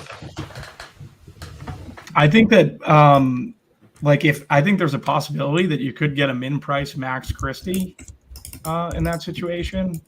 If we were to basically, if Reddish is ruled out, I think he's the one that could step in. I think Reeves would still come off the bench. From the Mavs side, I just like Luka. He's the only one that I really have interest in. Not getting to Kyrie. I could see one of these guys sit. I could see Kyrie just taking the game off for LeBron. You know what I mean? Just revenge. Night before Thanksgiving. You think he's a big Thanksgiving guy? He needs the night to think about things. He needs He needs by the way, long weekend. By the way, Reddish is officially out. We did see Christie draw the start in the second half. Not a big usage guy, not a big fantasy point minute guy. He is 3K still minimum, but even still, I have a hard time getting excited about that. Tim, get out of here. Do some NHL projections. Thank you for jumping on here. We do appreciate it. Good luck, everybody. Thank you. Later, bye. Happy holidays, Tim. Enjoy Thanksgiving. And have fun with the NHL tonight as well. Roth. We got Roth. We have Keith. We have TJ. Can we just talk about the Utah game real quickly if you don't mind? I just want to knock it out. Go for it. We'll hang out. If we have anything insightful to add, which will not be me, then we'll jump in. Utah, the Jazz, they're taking on Portland. Nothing new here. Walker Kessler is still out. The Blazers, I can't believe they did not rule out Malcolm Brogdon, but apparently he is going to play in the back half of the back-to-back. The one asset they have the Time Lord. He already got hurt. They can't trade him. Brogdon, they ran him to the ground. He not so shockingly got hurt. He just came back from injury, played last night, and they're going to play him again? Why? What are you doing, Portland? There's my Portland rants. I cannot believe it. And Scoot Henderson is questionable tonight, too. Bobby, what do you got as far as Utah and Portland, besides the Blazers being an absolute disaster of an organization? Yeah, for me, there's not much. I think Sexton is value. He always projects well in our stuff. Skylar Mays, I think, is another play that you could consider. I'm not playing Ayton. I think I would, in terms of their front court, I think I'd prefer Grant, the Blazers front court, that is. Jordan Clarkson, I just can always play Jordan Clarkson. I always think he makes my GPP pool. I know his price did tick up a little bit to 7,500, but fine with him. I that's pretty much it. I don't think I'm getting too much marketing on the Jazz side. It's pretty much mainly Portland guys for me. Precious Achua is not playing basketball tonight. Maybe a slight tick to Jakob Poeltl, my Jakob Poeltl overs. He doesn't take up a lot of minutes, but a slight tick to Boucher or something like that. 14 gamer, not sure how much that matters. But PJ Washington also not playing basketball tonight. So an already tight rotation there for Charlotte might get even tighter. Curious to see how the projection team handles that. Roth, what's going on, dude? It's a 14 gamer. Are you partaking tonight, or is it too much nonsense for you? Too much to pay attention to? It's a lot of nonsense, and I'm partaking, but I fully expect there will be some late-breaking news that I will not catch or adjust to, and my lineups will be buried. But it's what else are you gonna do? It's the night before Thanksgiving. You gotta get some money in there, make it happen. You got family stuff going on? Is there shenanigans going around the house? We have 40 people coming over tomorrow for Thanksgiving. We're hosting 40 people, so. Yeah, it's been a little crazy, but this is my night to get a little DFS in, watch a little sports, and enjoy. Yeah. All right. Did you draw the short straw, or you wanted the 40 people to come? I want the 40 people because it's even easier than just like going somewhere with 2 kids. Like hosting 40 at your house is easier than traveling with 2. So I'll take them. All right. Bringing in TJ and Keith as well. I'm going to step aside and get out of here. Myself and Bobby and Tim, we appreciate y'all watching the first portion. You guys got a lot to break down. A lot of news coming in as well. The projection team working hard too. But everybody out there, have a safe, happy holiday. And myself and Tim and Bobby, we do thank you for watching. Now hit that like button, do subscribe, do turn on those notifications, and watch the Fanduel sponsor Crunch Time. Roth, take it away. Good stuff. As always, Dino and the crew. Welcome to it, ladies and gents. This is indeed Crunch Time, sponsored by Fanduel. I should know, Hammer says, are you cooking? God, no. I am doing zero cooking. If somebody's bringing the turkey, everybody else brings a side. If I'm hosting 40 people, I'm not doing any cooking here. We're pumped to get into this big slate here on a Wednesday. You got damn near every team in the NBA playing, and you got damn near 2 of the sharpest minds in the universe helping Milwaukee. TJ in the house. What up, TJ? Doing well. Just so much going on. I felt like I was good for lineup builds, at least for till the end of the Crunch Time show, about 17 times already, and I've had to readjust each time. So, little, like on edge, ready for lock to happen. I think I'm gonna make the scary decision to just fade the early games in my single entry team. So after the show, I can just adjust. But now with that PJ Washington being ruled out news, it got even scarier. Okay. That is terrifying because there's some good stuff there. This isn't like sometimes we fade that first row of games and it's one crappy game, but that's not the case, my man. Nope, it is not the case, which definitely makes it a little bit worrisome, but it's fun. It's also fun. I enjoy the scramble. Usually most of my best nights are in a scramble. So I'm ready to get into it. I feel the exact same way, and it's because I feed off of your guys' information in situations like this. Of course, we lean on the projections team as well. Speaking of which, we got my guy Ice in the house, Keith Eyster, aka the Iceman. What up, Ice? Yeah, as TJ said, it's kind of a scramble now. Came in all prepared, had the cash plays ready, and then out of nowhere, Bam Adebayo gets ruled out, which is a major bombshell. So waiting on the projections update for that to see where some of these Heat pieces in. Jimmy Butler obviously becomes much more interesting, and we have even more cheap centers on the slate, which we already had 2 very strong values at center. So that was a major change to the slate. The last 2 were unexpected as well, PJ Washington and Precious Achua, but those don't have near the impact, obviously, that a Bam Adebayo does. And then, of course, we're still waiting on several major pieces to drop. So we have a doozy of a 14-game slate here.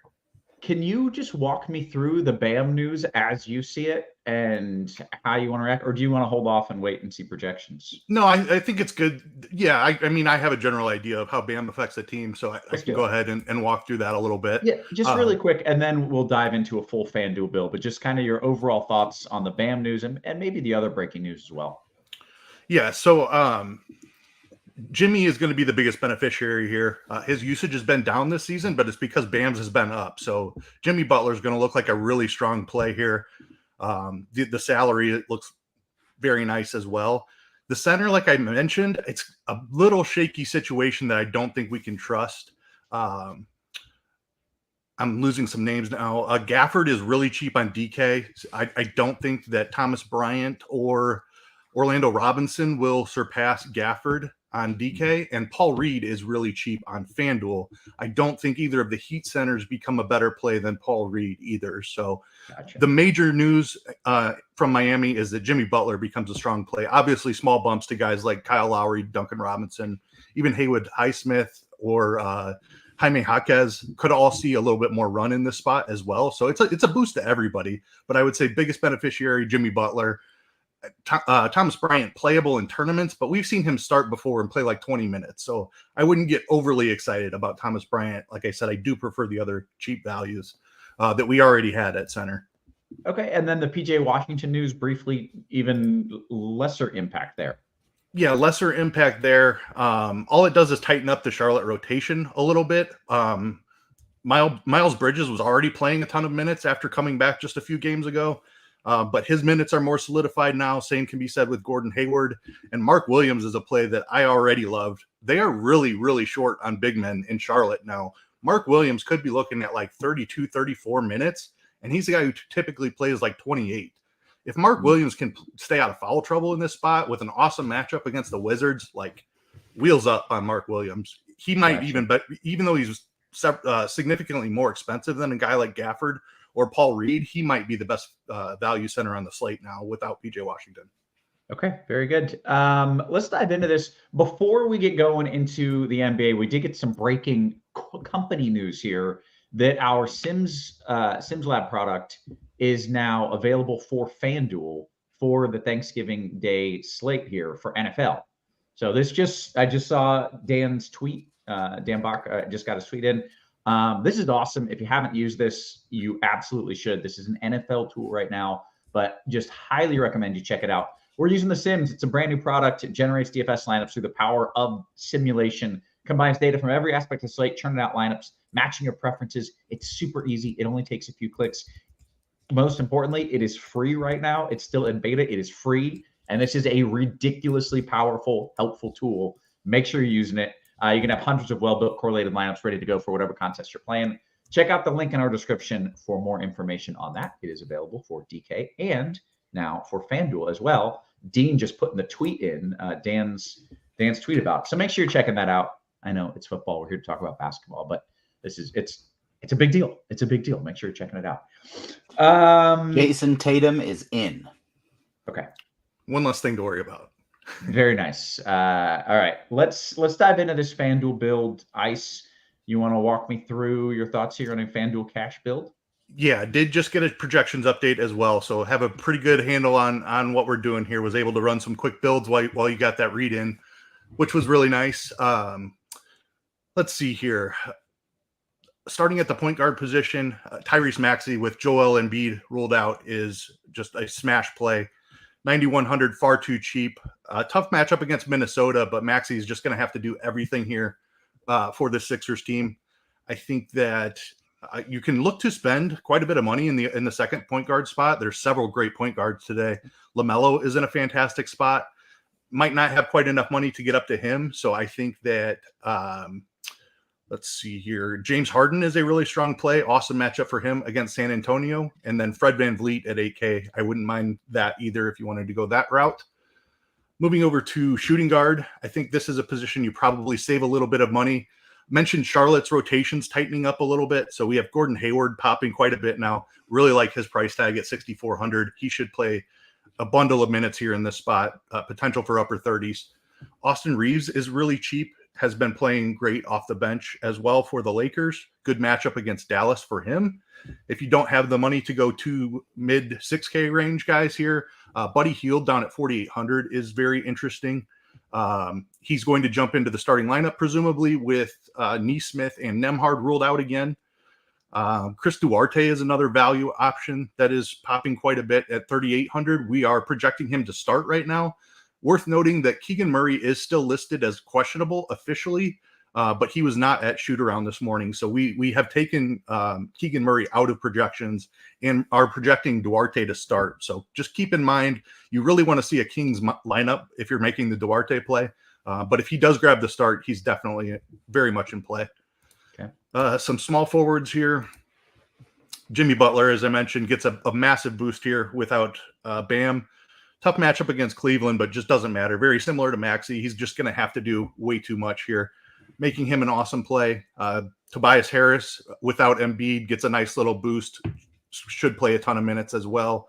A couple of the guys I mentioned at shooting guard also have small forward eligibility. You could use them in this spot. Those being Buddy Hield and Gordon Hayward. Miles Bridges also going to play a ton of minutes, so very strong cash play as well. Big slate, lots of options. All of those are excellent options.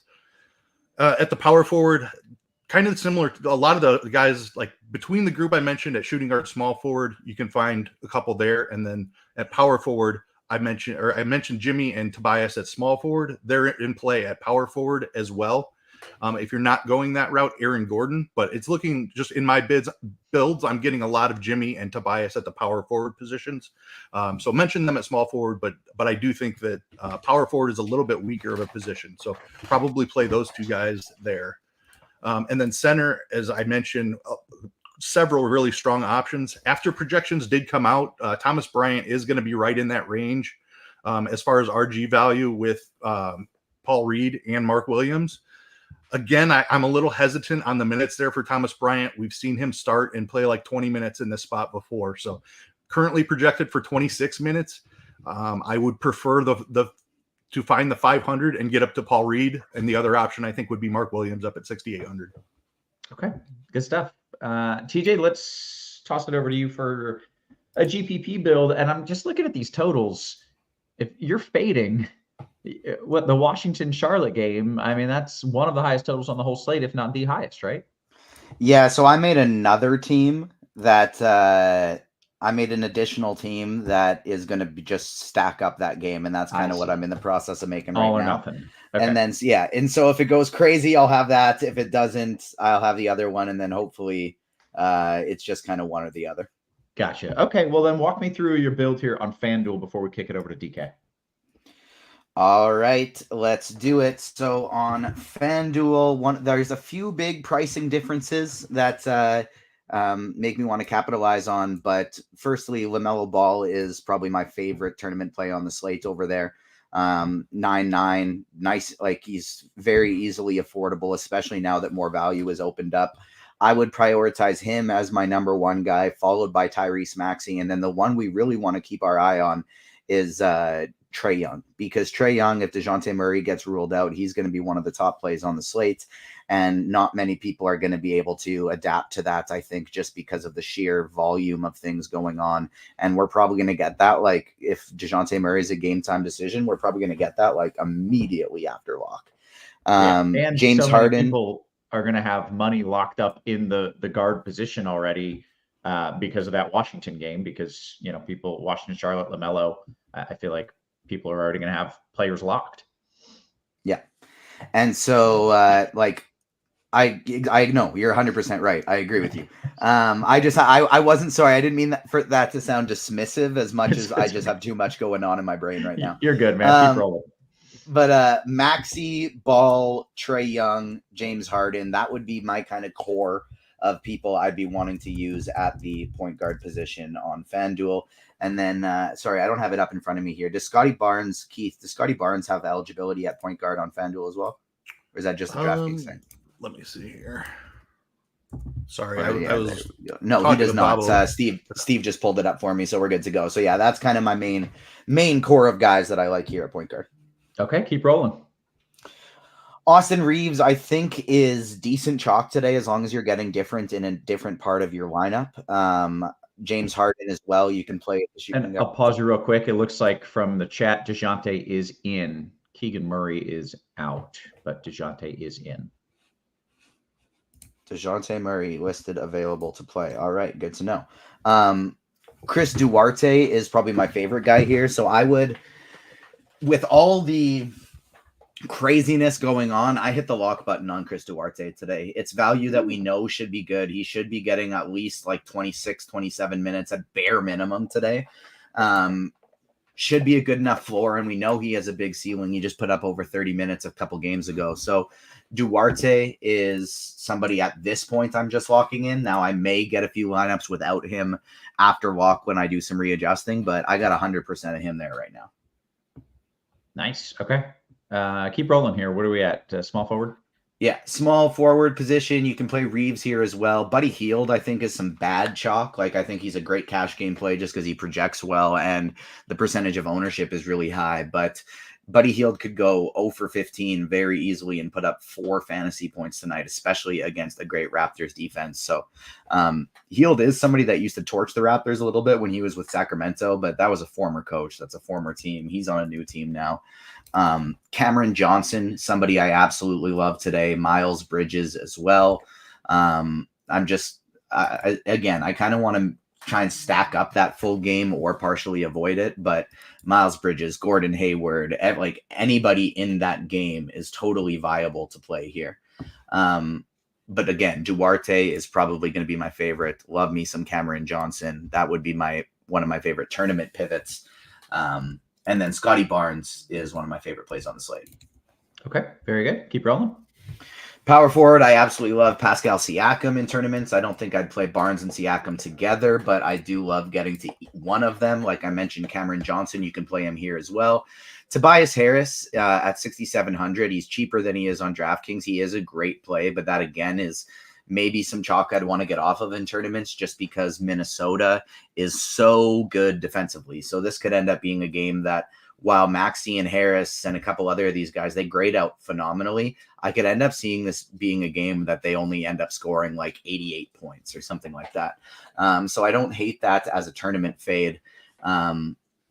Jimmy Butler is better now in tournaments, but I still don't feel the need to get there as much. Like I would way rather go to Siakam, even though he's got that lower projection in tournaments. I think he's going to come in almost unowned at the power forward position now that we have all of these other things popping up. So I think he's great. And then Kyle Kuzma, if you're playing a bunch of these Charlotte players, throw in some Kuzma in that lineup as well.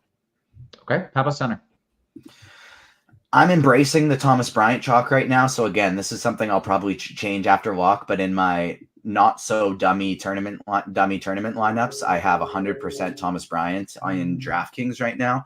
On FanDuel, I don't know if I would go that route. He's just a flat 3K on DraftKings, whereas he's 4K on FanDuel.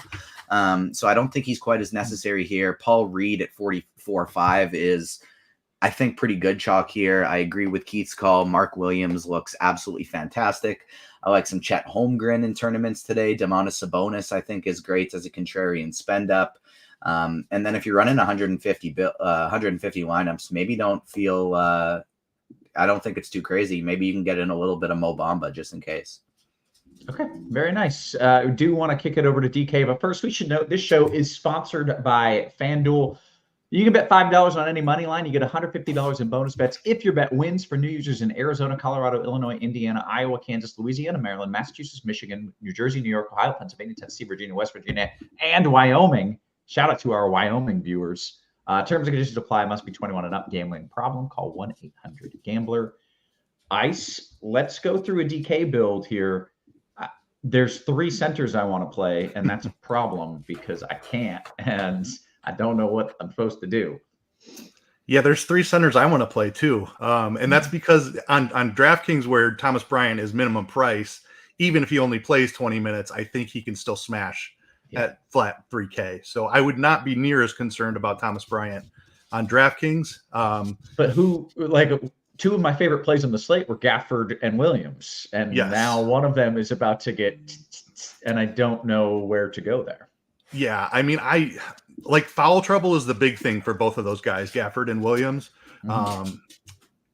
So, like, I know that Mark Williams is a little bit expensive, but Charlotte has no choice but to play him a ton of minutes. They just don't have any options behind Mark Williams.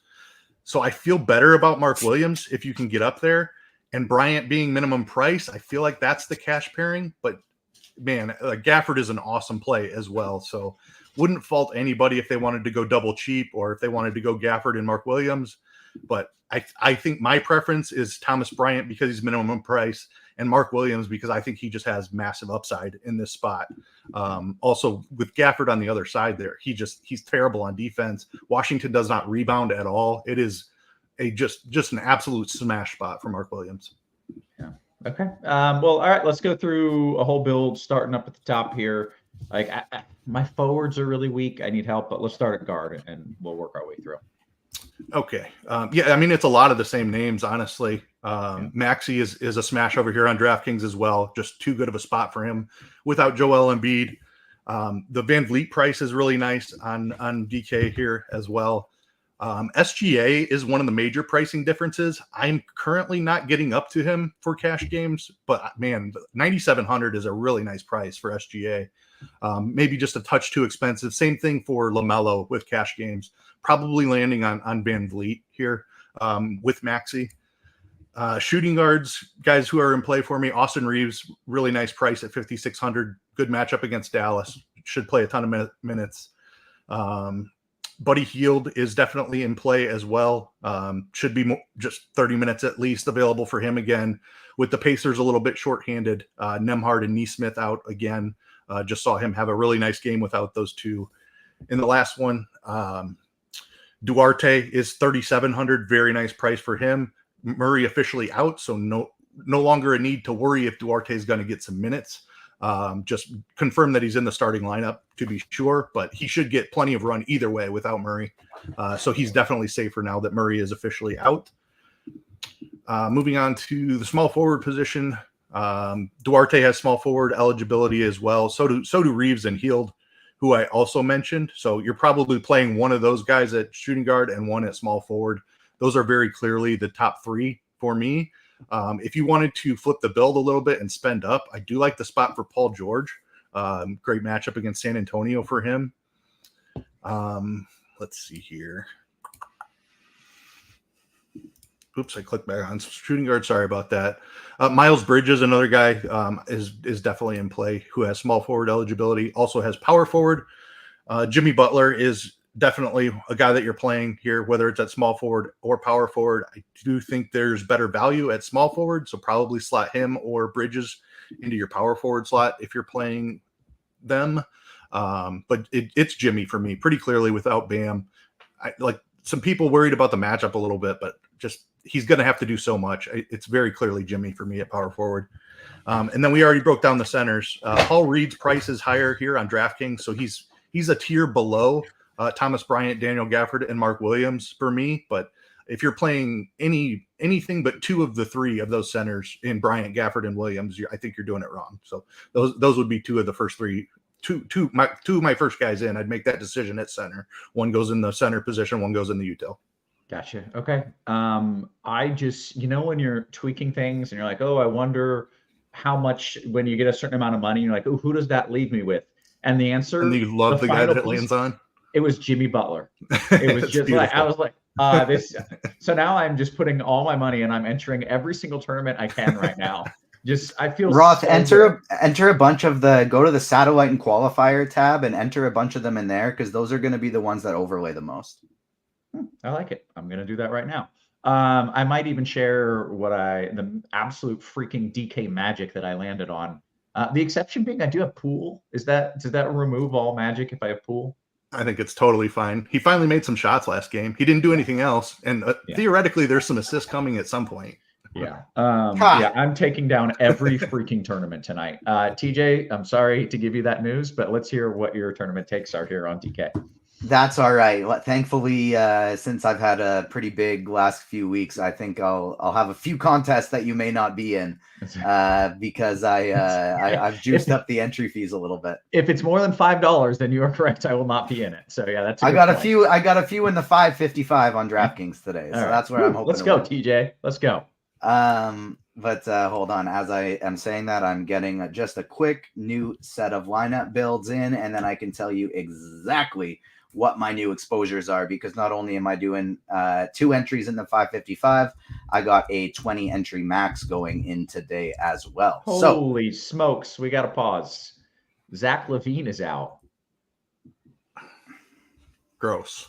I mean, DeRozan has been awful this season. Bulls value. Let me check Kobe White's price. Oh! That's how I feel. Love these 14 game slates, man. Kobe White at 5,800 on FanDuel, probably too much there. Even, I mean, certainly playable, but probably not cash game consideration. 5,500 on DK. Yeah, I prefer just saving the money with Duarte. Van Vliet is a nice value. Like Kobe White's going to get a nice boost. Oh, I see. Yeah. Like Caruso's going to play a few more minutes. DeRozan's going to get a usage bump. Vooch is going to get a usage bump. I don't think any of them become cash viable. Okay. All right. TJ, what are your thoughts here? This is SpongeBob. Everything is on fire. This is fine. It's going to be fine. TJ, any thoughts here with Levine out? Like not DeRozan... really. It doesn't change a whole lot. I'm honestly not even adding DeRozan to my pool. I am adding Vucevic though. I'm adding Vucevic and Kobe White to my DraftKings pool. Small adjustments, nothing too crazy. I did like some of these things like Tatum being in and DeJounte Murray being in. That's actually been great because what it's allowed me to do is cut my player pool down even further to then get everybody that I want in my pool actually in my lineups. And so that's actually been pretty exciting. It's gone pretty well. But I got another vibrate. Who's going to be out now? Oh, Rico Dowdle is expected to play on Thursday. That doesn't matter. And so pulling it back to a DraftKings build today, one thing I really want to kind of stress for tournaments today. Yeah. RotoGrinders, we are going with downgraded to out. It just seems like there's a lot of misinformation on the Levine thing here, with some people saying he's in, some people saying he's out, but we're reporting him as downgraded to out, and that's according to a Bulls reporter, Darnell Mayberry. So I suppose he's out. Okay, sorry, I just wanted to make sure we're not that actually came from an official source, and it did. So that's all I wanted to make sure. So yeah, sorry, I think TJ, he was just a bit of a no. Yeah, you're good. And so one thing I really want to stress is that like you definitely don't need to game stack on a 14 game slate at all. But I want to pair a lot of my studs with other people. So if I'm playing LaMelo Ball, I want probably 1 to 2 Washington players in that lineup. If I'm playing Anthony Edwards, or maybe if I'm playing Tyrese Maxey and Paul Reed, well, then maybe I want to throw it back with Anthony Edwards in that lineup, especially if it has Tobias Harris in it too. If I am going with Anthony Davis or LeBron James today, I want to have Luka or Kyrie Irving in that lineup. And I just kind of want to mini game stack my studs together today, because if one stud performs well, it was probably a close game and the other one did too, especially if we luck into something like an overtime. So you definitely don't need to game stack on a 14 game slate, but I do like the idea of pairing my studs with each other today. So point guard, I got about 20% today of Scotty Barnes, LaMelo Ball, Darius Garland, Tyrese Maxey. Those are going to be my 4 favorite for tournaments today. I like getting some Tyrese Halliburton as well. That scares me. But he's going to be really low owned in tournaments. And even though he's going to probably get OG Anunoby defense, he's got a really high ceiling. Nobody's going to be playing him today, so I like him. SGA, I don't mind. I'm getting some Luka, getting some Kyrie, and then, of course, James Harden. He's not as cheap on DraftKings, but nobody's playing him, and so I think he makes for a strong tournament play. But reiterating the favorites, it's Barnes number 1, Ball number 2, and Maxey number 3 for tournaments there. Shooting guard position, like I mentioned, I'm hitting the lock button on Chris Duarte, at least for now. I want to get to as much of him as I possibly can, and then I'm getting to a lot of Austin Reeves as well, but almost always at the small forward position for him. Because of ending up locking Duarte here, he just seems to work a little bit better at the shooting guard, and then I use Reeves at like a forward position because of that later time slot for him. Brandon Miller, I like in that first game. Anthony Edwards as a run back for the Philadelphia players. You can play Steph Curry at shooting guard today. I think he's very interesting to pair with Kevin Durant as a 2-star mini stack, especially if you happen to get Devin Booker ruled out there. They could just end up being Durant and Curry just trading threes all night. And then a little bit of Jordan Poole, a little bit of OG Anunoby there as well. Small forward, Duarte, Barnes, Bridges, Reeves are occupying a lot of my positions, but I'm trying to get to a little bit of LeBron James as well.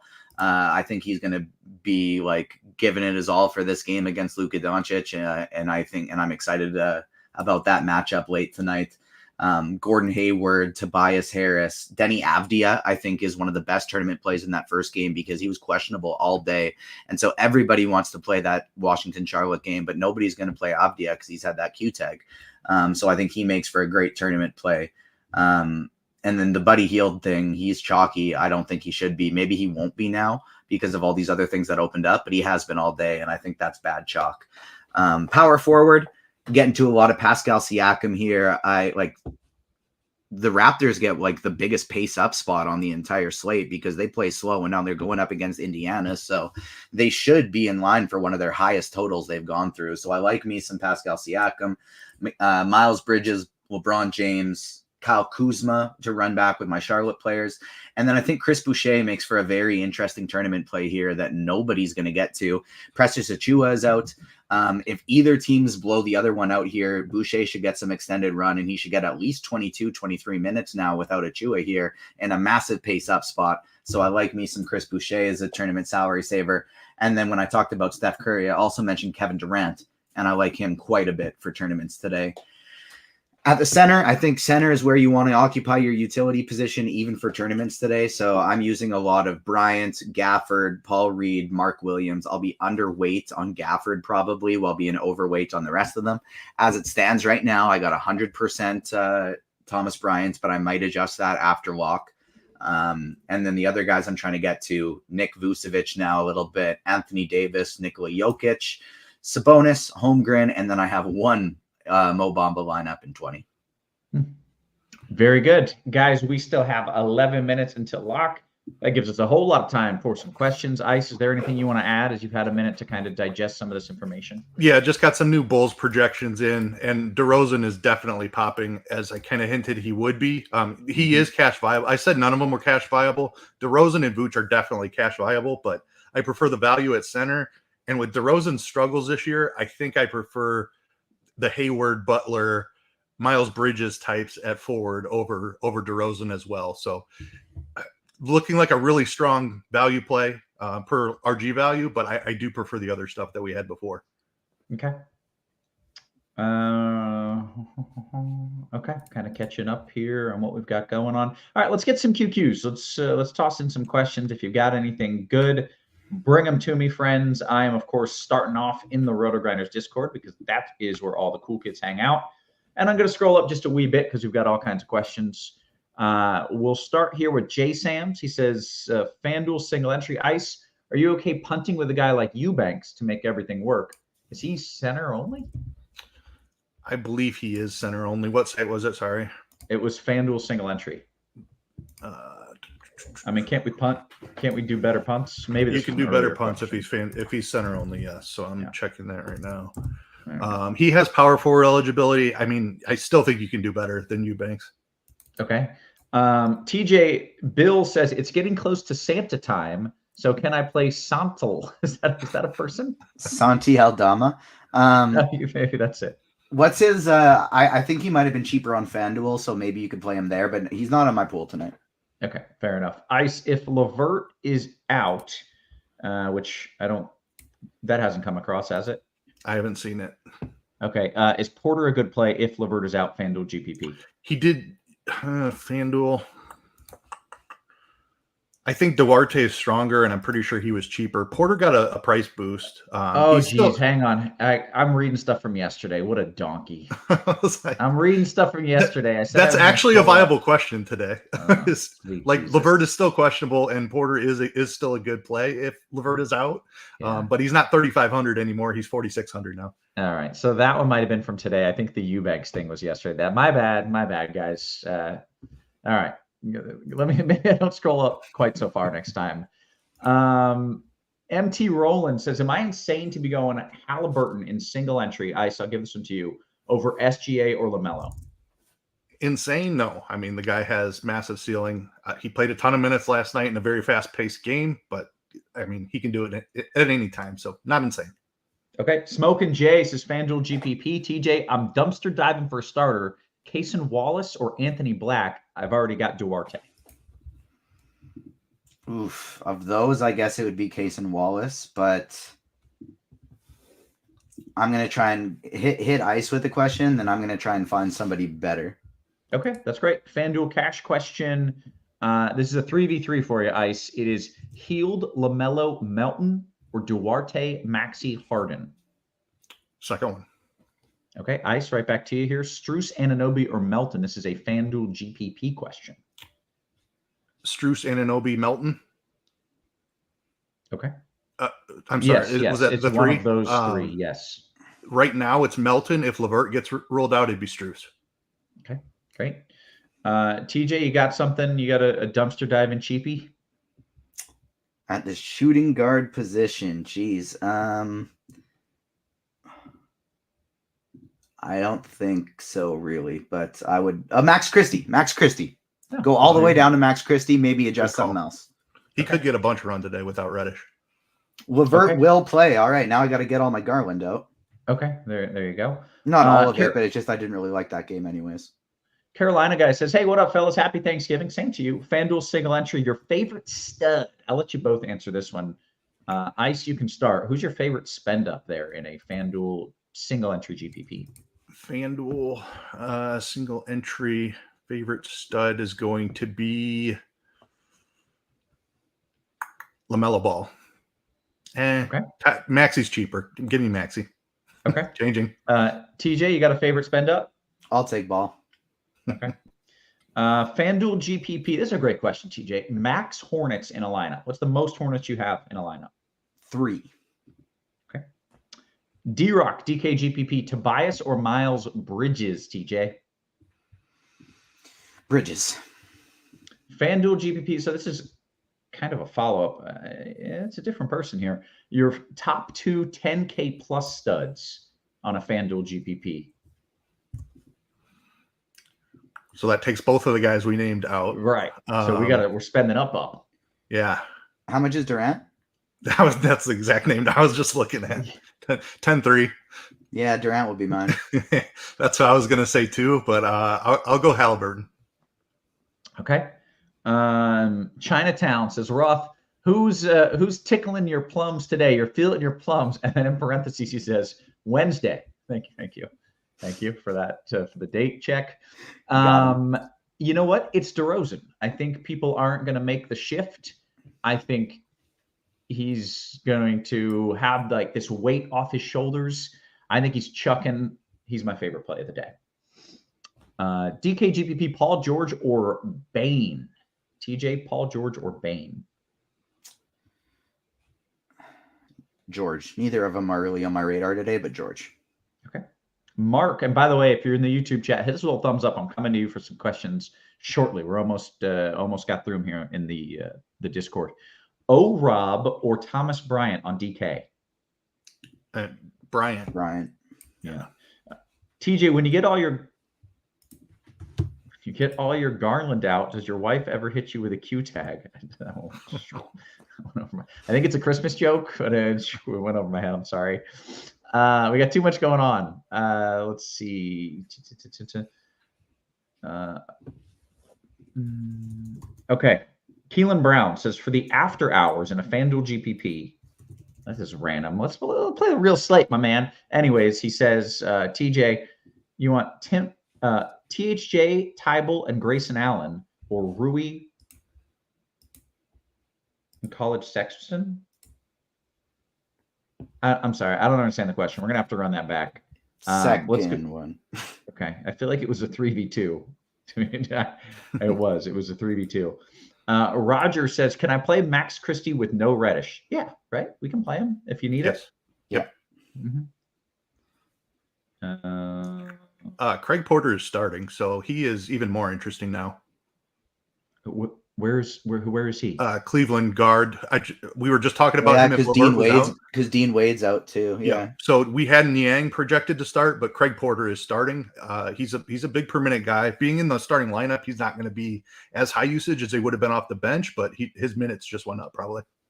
Okay, not me jamming in another lineup. Here we go. What position on DK is he? Point guard. I can't blow things up at point guard again. I can't do it. Does anyone like Venzikov? Is that a real person?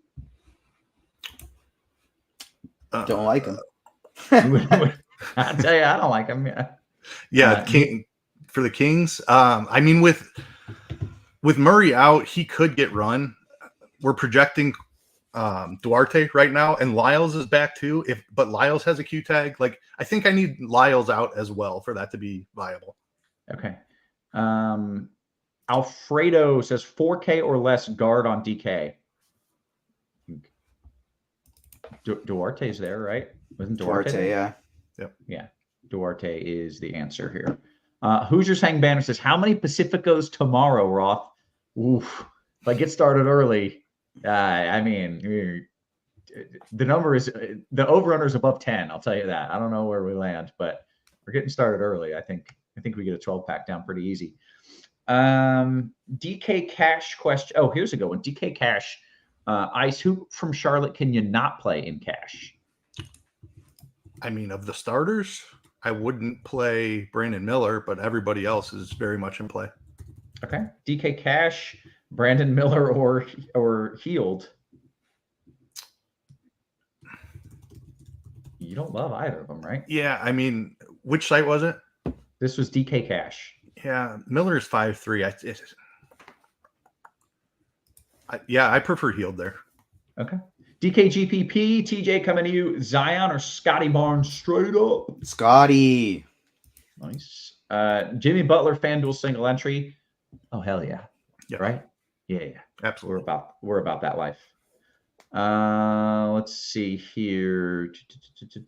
Scrolling up just a little bit. Brian Marshall says DKGPP. You got less than 2 minutes until lock. LeBron Duarte or Lively Siakam? Bron Duarte. Darren says DeRozan or Bridges? Bridges. Ice, DeRozan or Bridges? I'm Bridges as well. Woo! I'm DeRozan, baby. Maryi Don Yeezy says Chris Paul revenge narrative. You in? No. Okay, we got to circle back to Keelan's question. He's just looking for one cheapie over here in a FanDuel GPP. I thought it was a 3v2. He would just pick one dude. His names that he's thrown out: THJ, Tybal, Rui, Sexton, Grayson Allen. I feel like we can do better than all those guys. But THJ if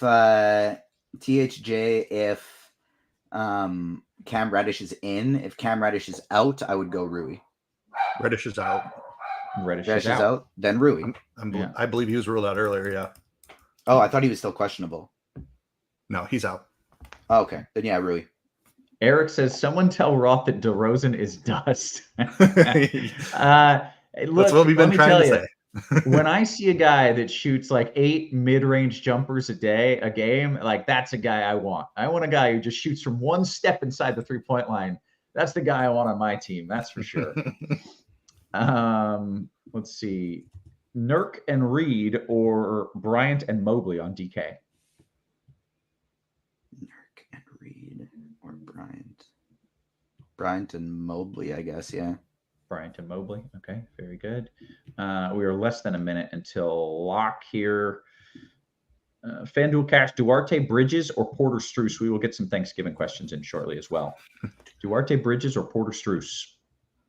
Which format? This is FanDuel Cash. First one, Duarte, Bridges. Okay. FanDuel GPP, TJ, Herbert Jones, or Shadon Sharp? Sharp, I guess. One more question and then Thanksgiving stuff. FanDuel single entry.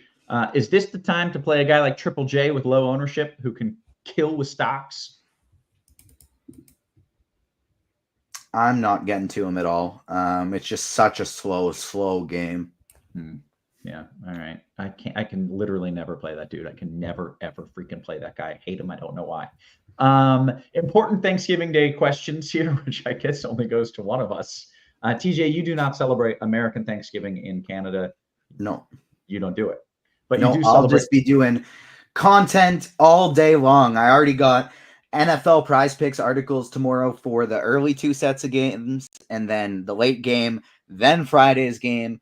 I'll be on expert survey for the late game, and then I'll be on pre-lock tomorrow for all the games as well. Like, just taking one for the team. Like, shout out, TJ. You know that, like, your American brethren are kind of grinding the food and drink game all day, so you're grinding the content for us. I appreciate that, man. Yeah, that is no problem at all. I enjoy it anyways. I'm going to be playing the slates. I like hearing myself talk. It's a win-win for everyone. Very good. White meat or dark meat when we're talking turkey? I thought this was going to be easy, but apparently it's not. Ice? It's easy. It's dark meat. It's dark meat and it's easy. I'm with you. Yeah, the chat. Dark meat during my meal. Mhm. White meat for my leftover Sandwich next day. sandwiches. Yeah. I will say though, I don't mind adding some extra white meat if I got lots of gravy. If I got Mhm. lots of gravy and I can Yep. pour it all over my potatoes and my stuffing and my turkey, then I'll take the white meat. I don't mind it at all. This is the right answer. This It isn't is. even an opinion. This is just straight up the right answer that was given by TJ. The non-Thanksgivinger of us knows what to do with your Thanksgiving meals. Is Canadian Thanksgiving a thing, TJ? Like, I know it exists, but is it a thing that people really do? Do you care? And do you eat American Thanksgiving foods during Canadian Thanksgiving? Yeah, the celebration is essentially exactly the same here as it is there. For me personally, just with my family, there's a few like the history of Thanksgiving not being so great in our country that we don't necessarily celebrate like, oh, we got to look back at the first Thanksgiving and give thanks. You know what I mean? But it's a time for the families to get together and eat some good food. Okay. When is Canadian Thanksgiving? Sorry, it's About a month fascinating ago. to me. It's mid-October. Oh, it already happened. Okay. Yeah. It's all right. All right. It's already in the past. All right. Okay. Good stuff. Some folks talking about the benefits of fried turkey when done right. So good. That crispy skin. Of course it's fried. Of course it's delicious. I think we are going to bounce on out of here. We got some things we need to do, and we got some hoops to watch. So for TJ, for Ice, and for our wonderful production crew, always working hard behind the scenes, guys, we appreciate you. We love you. Have a happy Thanksgiving. We will not catch you tomorrow, except for TJ with all kinds of content. TJ probably will catch you tomorrow. I will not, guys. You have been crushed.